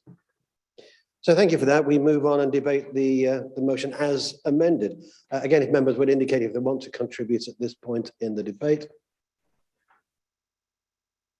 I think that's Councillor Kilbane. Can we move straight to the vote, Chair? Do I have a seconder for that? Seconded, Lord Mayor. Seconded. Okay, happy to do that. Is there anything further that you want to say, Councillor Looker, or we move straight to the vote? I doubt if you could hear me. Let's go straight to the vote. Thank you. So again, a name vote as we move on. I'm told that Councillor Carr has been able to rejoin us, so he's in the process of doing so. Thank you. Councillor, I just wonder whether it's worth saying Councillor Carr. So we're now doing the vote. All right. Okay. Because he's missed a vote. That's all. Yes. Yes, Councillor Carr. That's what it's going to do. Councillor Carr, have you rejoined us? Councillor Carr, just let me know that you're able to hear me. And yes, I can, Lord Mayor. I can hear you. My internet connection failed, I'm afraid. No, I appreciate that. Unfortunately, we weren't able to include your vote in the previous item, but whichever way you go, that amendment was carried and would have been carried. Therefore, we're now voting on the motion as amended, and we're about to begin that name vote. Okay, thank you. Okay, indicate whether you're voting for, against or abstaining, please. Councillor Aspin. For. Councillor Eyre. For. Councillor Barker. For. Councillor Barnes. For. Councillor Carr. I'm going to abstain. I didn't hear a lot of the debate, I'm afraid. Thank you. Councillor Craghill. For. Councillor Crawshaw. For. Councillor Cuthbertson. For. Councillor de Gorne. For. Councillor Dauburnay. For. Councillor Boughty. Abstain. Councillor Douglas. For. Councillor Fenton. For. Councillor Fisher. For. Councillor Fitzpatrick. For. Councillor Galvin. Councillor Galvin. Sorry, I've done it again. For. Councillor Heaton. Been talking to myself. Councillor Hollier. For. Councillor Hook. For. Councillor Hunter. For. Councillor Kilbane. For. Councillor Lomas. For. Councillor Lucker. For. Councillor Mason. For. Councillor Melly. For. Councillor Musson. For. Councillor Myers. For. Councillor Norman. For. Councillor Orrell. For. Councillor Pavlovic. For. Councillor Pearson. For. Councillor Perrott. For. Councillor Rowley. Abstain. Councillor Runciman. For. Councillor Smalley. For. Councillor Dave Taylor. For. Councillor Callum Taylor. For. Councillor Vassey. For. Councillor Waller. For. Councillor Wan. For. Councillor Waters. For. Councillor Wardby. For. Councillor Webb. For. Councillor Wells. For. Councillor Widdowson. For. Lord Mayor. For. It's carried with Clearly that is carried. There were some abstentions, but that motion as amended is carried. Thank you very much. Let's swiftly move on to the fourth and final motion, cleaning up York's rivers. Again, before I invite Councillor Widdowson to move this motion, I understand that she wishes to seek council's consent to alter the motion in order to incorporate both of the amendments shown on the list of supplementary papers. If any member doesn't consent to that alteration, perhaps you would just raise a virtual hand. I don't see any, therefore I take that as consent. So I then invite Councillor Widdowson to move the motion as amended or as altered. Thank you. Thank you, Lord Mayor. I'm happy to propose the Liberal Democrat motion on cleaning up York's rivers. Before I go on, I would like to note that I'm happy to accept Councillor Craghill and Councillor Crawshaw's amendments, which only strengthen this motion. With so many efforts and plans being made across York to make our city greener and cleaner, we recognise that our rivers are a vital part of this work. The figures featured in the motion are truly shocking. In just 1 year, Yorkshire Water dumped raw sewage nearly 2,500 times into the rivers in York, for a total of almost 15,000 hours. That works out at nearly 2 hours every day. Water companies deem this kind of sewage dumping necessary in exceptional circumstances. However, the practice appears far from exceptional. The raw sewage is a real cocktail that includes bacteria, possibly pathogens, a mix of chemicals, including pharmaceuticals, household cleaning products, microplastics, and some metals. For people who come into contact with this dirty water, serious illness is a real possibility. This pollution is causing extensive damage to our fragile ecosystems, and it can also prove a serious public health concern for residents living near the river or anyone using them. Unfortunately, Yorkshire Water has a shockingly poor track record and has been required to pay millions of pounds for illegally discharging sewage across the county. This is something I have directly tried to address with Yorkshire Water. asking them to stop using the 51 storm drains that dump sewage into the Ouse and the Foss. Whilst I appreciate this is not something that can be done overnight, Yorkshire Water's statement that the earliest this could happen is 2030 is laughable. This is where the importance of this motion comes into play.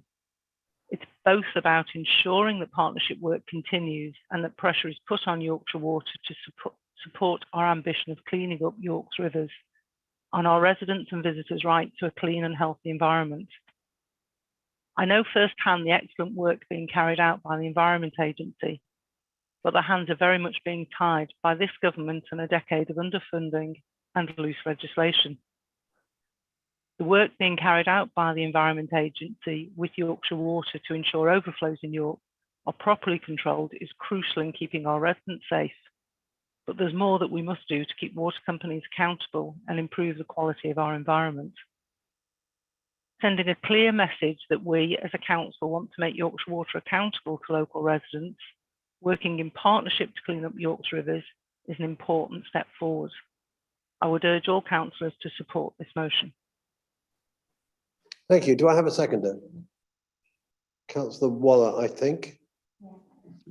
Indeed, Lord Mayor. I'd like to second this motion. The simple fact is that legislation approved earlier this year does not require water companies to take action quickly enough to resolve this issue, allowing dumping of sewage to continue for years to come.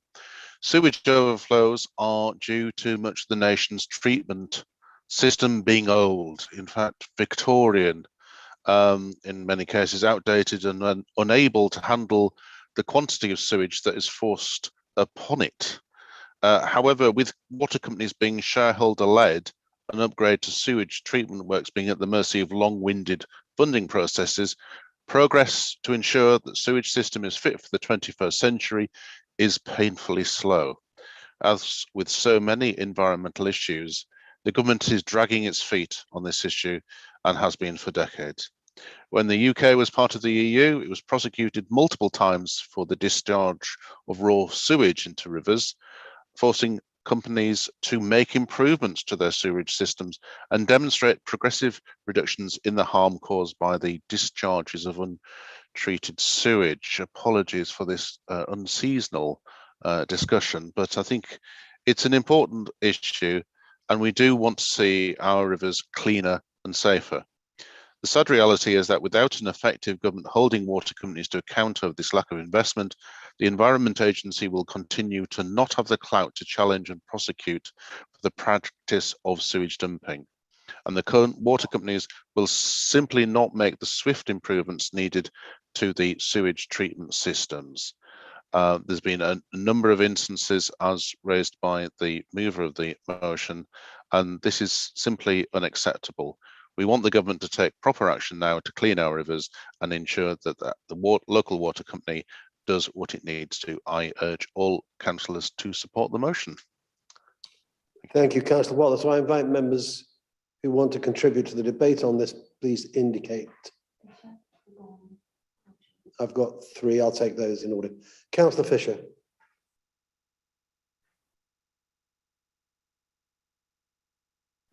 Apologies, having trouble unmuting there. Thank you, Lord Mayor.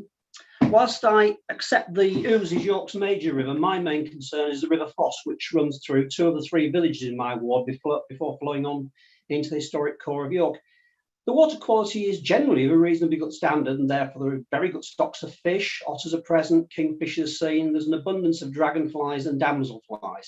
However, in summer the flow is very low, and a large proportion, about a third, is made up of discharges from the Walbert sewage treatment plants, which lies upstream of the village. The big problem is that the historic village centre of Strengths has a Victorian combined surface water foul water system, and the effluent runs through a pipe to a pumping station at Cops Cottage, which then pumps it up to the Walbert sewage works.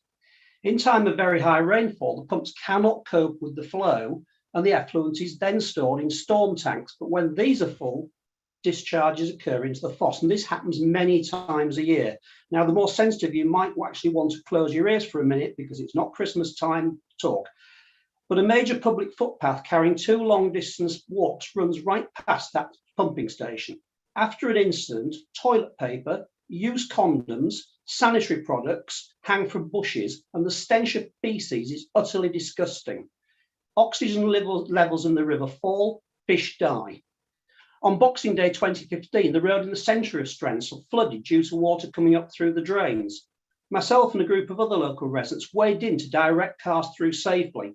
It was only the next day when the flood had gone that we realised we'd been up to our thighs in sewage. The answer is not to allow more discharges, the government and York Outers Conservative MP seems to think, but to replace the ancient combined sewage system with one fit for the 21st century. This would, however, require Yorkshire Water to fund a major project. Since the 1989 privatisation of the water industry, investment in new sewage systems has fallen due to the water company's need to divert a total of £57 billion to date from profits to pay shareholders. My party has called for a sewage tax on water company profits, which would release £340 million a year for infrastructure projects. This would be a far better solution than relaxing standards and would actually fund the improvements needed. Thank you, Lord Mayor.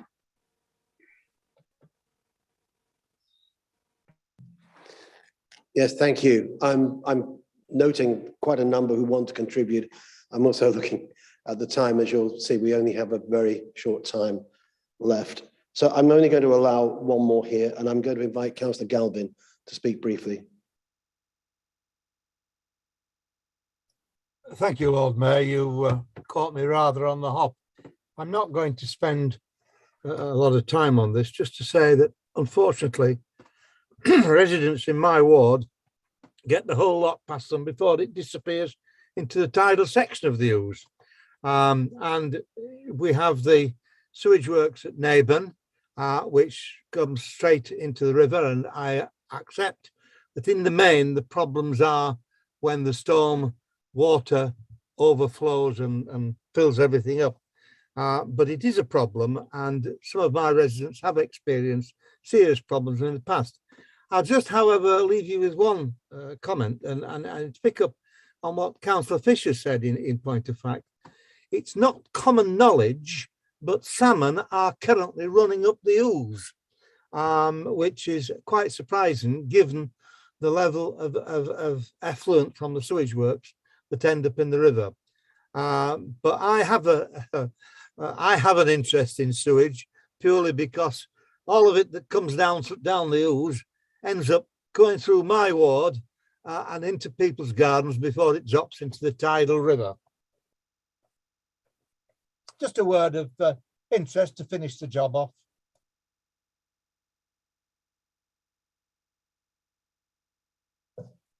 Thank you. Looking at the time, I'm going to take this to the vote at this point. I beg your pardon? Oh, you do, of course. I'm reminded, of course, Councillor Widdowson, you have a right to reply. I can't see this. I think the outcome is looking quite predictable. No, I am delighted with the support that I'm hearing from all the different councillors. And yes, the water is clean, but it's not clean enough. And the more the pressure that we can put on water companies to do the job that they should do, and making sure that our water is fit all the time, whether it's high water flow, low water flow, whether it's flooded, all the time, that it is fit for us to use as residents. And just to your point, Councillor Fisher, the 51 storm drains are both the Ouse and the Foss, so the numbers were for both of those rivers. And both of the rivers need cleaning up, which Yorkshire Water have accepted, but won't give me a timescale that is acceptable for our residents. Many thanks, Lord Mayor.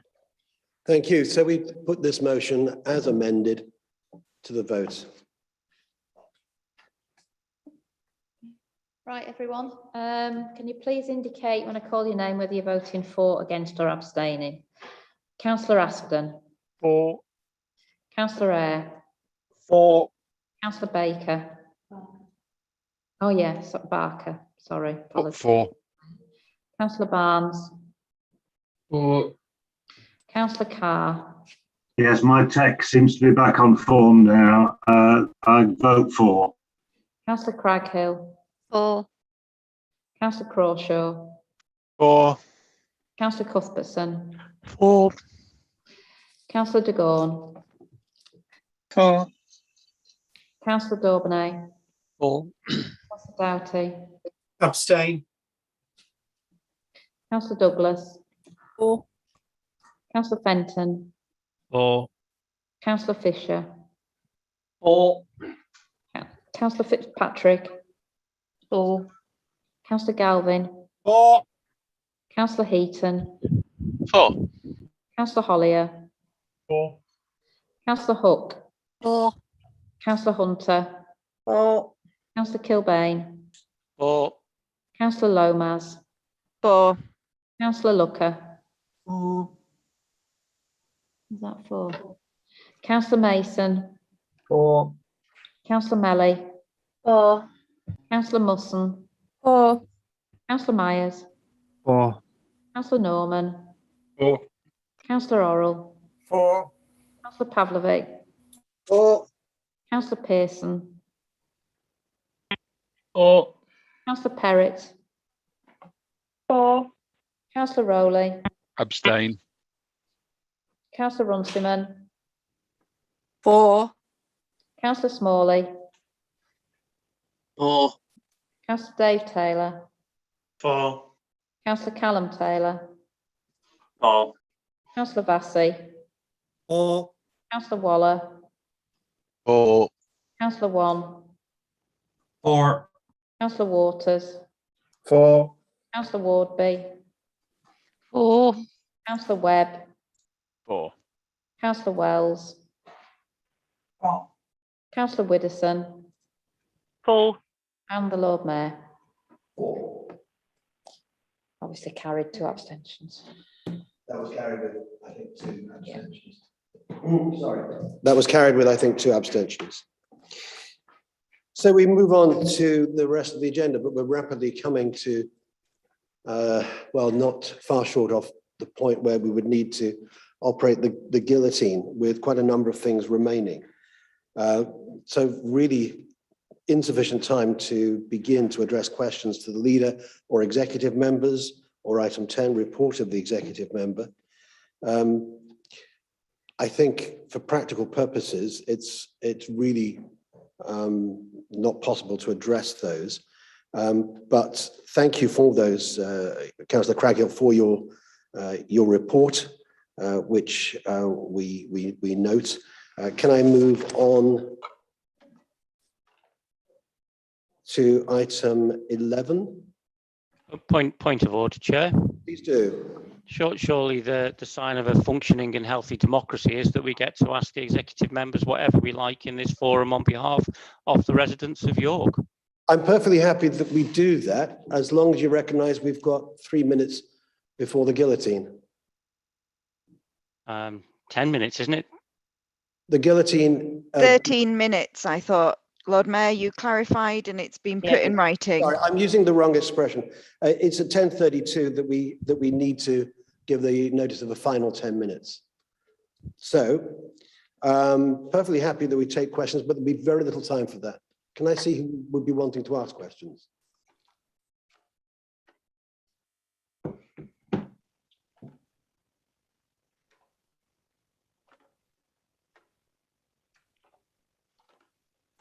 Okay, Councillor Kilbane. Thank you, Lord Mayor. Question for the executive member for transport. I noticed that you recently attended a talk by the Deputy Lord Mayor of Ghent on their circulation plan, which is their local transport plan. Do you think a similar circulation plan to the one that they have in Ghent would work in York? Would that be something you would be in favour of? I would, just to answer that very briefly, I would certainly want to consider how that might apply in our city. I'm not saying one way or the other until I have a lot more detailed study before we have to answer that question, but certainly it's worth us considering.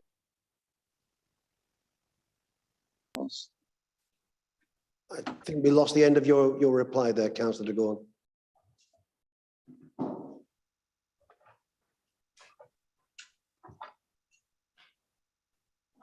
I think we've lost the signal there. Councillor Crawshaw. Thank you, Lord Mayor. My question is to Councillor Smalley. One of the privileges afforded you as the Executive Member for Communities is the Chair of the Human Rights and Equalities Board. On November the 18th, you, along with the rest of the Executive, knowingly voted to discriminate against the disabled community by removing their right to access the city centre using a blue badge. This was contrary to the recommendations of a report commissioned by the Human Rights and Equalities Board and authored by the Director of the university's internationally renowned Centre for Applied Human Rights. Apart from sounding good, could you please explain what exactly York's status as a human rights city means to you? Thank you, Councillor Crawshaw, for that question. I either have at the moment laryngitis or COVID, so I'm struggling to speak at the moment. In short, it means an awful lot, and I'll get back to you in writing with a fuller response. Supplementary, Lord Mayor. You can ask a supplementary. Thank you. You may be aware that subsequent to the decision, the York Human Rights City Network released a statement saying that that decision to remove blue badge access is, quote, a defining moment for York as a human rights city. And just to be absolutely, completely transparent, I'm just going to note, as I've done previously, that my mum is a member of the steering group of the City Human Rights City Network. Their statement goes on to say that, quote, we have serious concerns about a number of aspects of the functioning, leadership and credibility of the Human Rights and Equalities Board and its influence within the council and wider community, end quote. How do you respond to that statement? And do you think that your position as chair of the Human Rights and Equalities Board remains tenable? Full transparency, Councillor Crawshaw, your mother is also a member of the Human Rights and Equalities Board itself. I think that's correct. I think I've made my point clear for a long time now. Before the York City access issue, the board itself has been reviewing its membership, its terms of reference, and its future work plan. And at the last meeting, we agreed to have a meeting early in the new year to discuss the future of the board, its relationship with the network, and what it should be doing in future. It's actually quite painful for me to speak, so if you don't mind, Councillor Crawshaw, I will get back to you in writing with a fuller response to both of your questions. Thank you. I look forward to that. That is timely because we are already just a minute past that 10-minute notice. There's only 9 minutes before the end of our meeting, so we will move on. So we take as read the report of the executive member, Councillor Craghill, the executive member for Housing and Safer Neighbourhoods, without any further time for that item. And with similarly item 11, we note the report of Councillor Crawshaw. We move on to item 12. There was nothing to vote on there. There is, I would have invited Councillor Orrell to move the recommendations, but we take it as moved. And I would like to speak on it, please, Lord Mayor. as it's brief. Yeah, thank you, Lord Mayor. As the Vice Chair of the Licensing and Regulatory Committee, I've shared concerns with the monitoring officer that the statement of policy we're being asked to approve is seriously flawed, and that the recommendation from the Licensing Committee to approve it is based on false information provided to the committee. In the monitoring officer's response, she recognised my concerns, but recommended that these be rectified following the approval. But this feels uncomfortable to me. I would therefore like to propose deferring the vote to approve the statement of policy until it can be meaningfully scrutinised and amended as necessary, so that we can have confidence that it is legally sound before we are asked to approve it. Thank you, Lord Mayor. I'm sorry, Councillor Mayor, you were speaking so quickly because I asked you to be brief, but as a result, it was extremely difficult to hear what you were saying. I'm therefore not quite sure what to do with this. Given Lord Mayor, Lord Mayor, I have a form of words to get over this problem. Lord Mayor, I'd like... Allow me to do that. Councillor Orrell. Thank you, Lord Mayor. What's the point? I'd like to move to approve the recommendations of the meeting of the Licensing and Regulatory meeting of November the 9th, which were agreed at the meeting. And following matters raised by a member, I'd also propose an additional recommendation that the statement of policy be reviewed at the next meeting of the Licensing Regulatory Committee in order to examine those matters. That sounds to be a very helpful contribution. Deferral has already been proposed. Yes. It's very difficult to hear, I'm afraid. And I think... Point of order, Chair. Point of order, Lord Mayor. Point of order, Chair. A deferral was moved by Councillor Melly. It's already been moved, and I would second that. Okay, it was very difficult to hear that, I'm afraid. So I heard it perfectly clearly, Lord Mayor. were you moving a deferral there? Yes, Lord Mayor. And that has been seconded? Yes, it has. Thank you. I heard it seconded. Thank you. In that case, we will vote on that deferral. And again, it will be a name vote, which will take us just up to the end of this meeting. So please be quick in your responses. Indicate whether you're for, against, or abstain against deferral. Councillor Aspden, please. Against. Councillor Eyre. Against. Councillor Barker. Against. Councillor Barnes. For. Councillor Carr. Against. Councillor Craghill. Councillor Craghill. Sorry, against. Councillor Crawshaw. For. Councillor Cuthbertson. Against. Councillor de Gore. Against. Councillor Dauburnay. Against. Councillor Doughty. Against. Councillor Douglas. For. Councillor Fenton. Against. Councillor Fisher. Against. Councillor Fitzpatrick. For. Councillor Galvin. For. Councillor Heaton. For. Councillor Hollier. Against. Councillor Hook. Against. Councillor Hunter. Against. Councillor Kilbane. For. Councillor Lomas. For. Councillor Looker. For. Councillor Mason. Against. Councillor Melly. For. Councillor Mutton. For. Councillor Myers. For. Councillor Norman. For. Councillor Orrell. Against. Councillor Pavlovic. For. Councillor Pearson. For. For. Against, sorry. Councillor Perrott. For. Councillor Rowley. Against.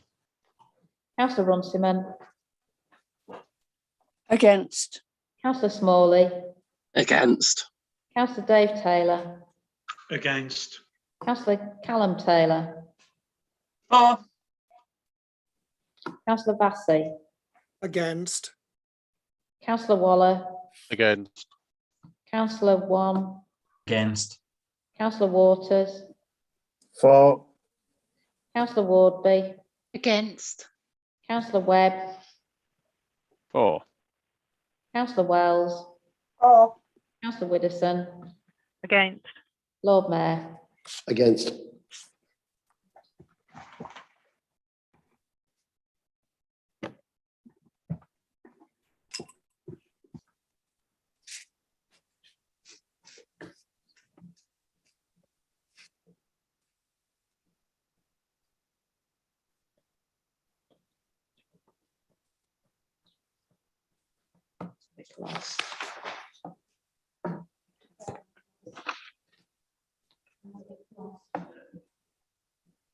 So, yeah, which was deemed, which should be deemed late, because you're on guillotine. Yeah. Because you're on guillotine. So the deferral was lost. Councillor Orrell had an alternative, but we really have so little time. I cannot take a name vote on this. Can I take a vote by show of hands? No, you should take a name vote. You have to take a name vote.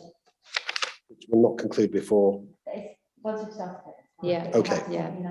Okay. I'm told that as long as we started the vote before the guillotine, we will complete that vote. Thank you. So, Councillor Orrell. Okay.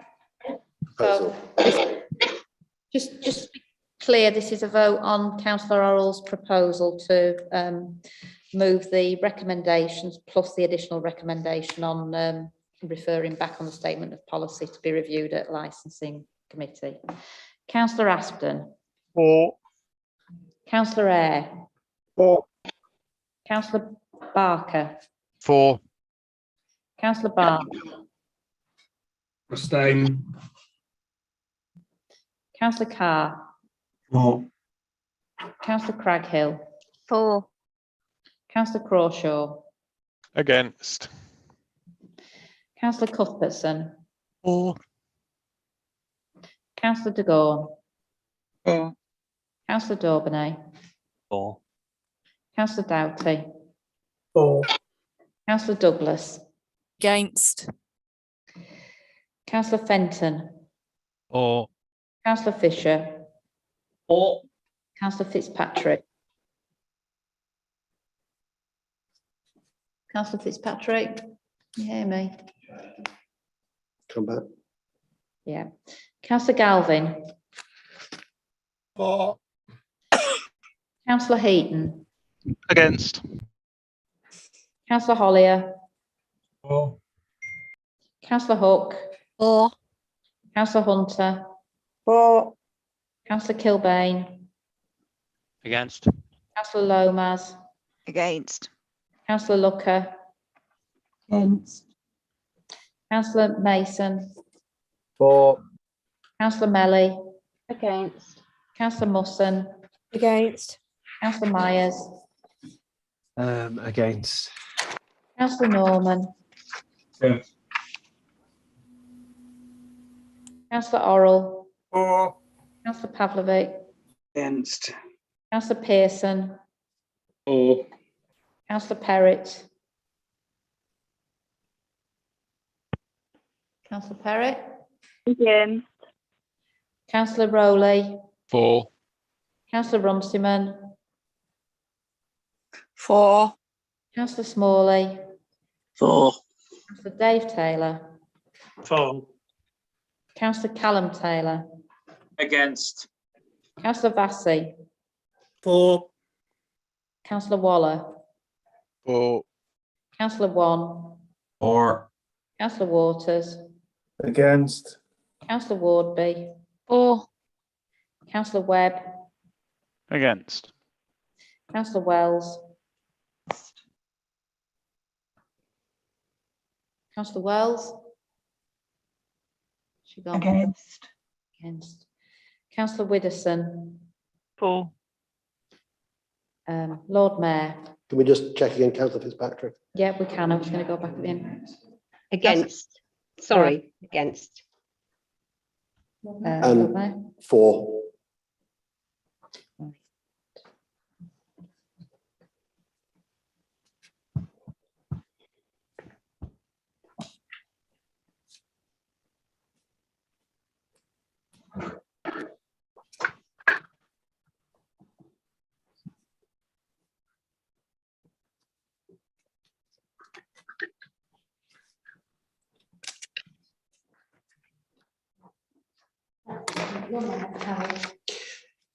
So that was carried. We come to the end of our meeting. All I need to say is, having no urgent business, I wish you all a very happy, peaceful, healthy, and safe Christmas, and look forward to seeing you in the new year.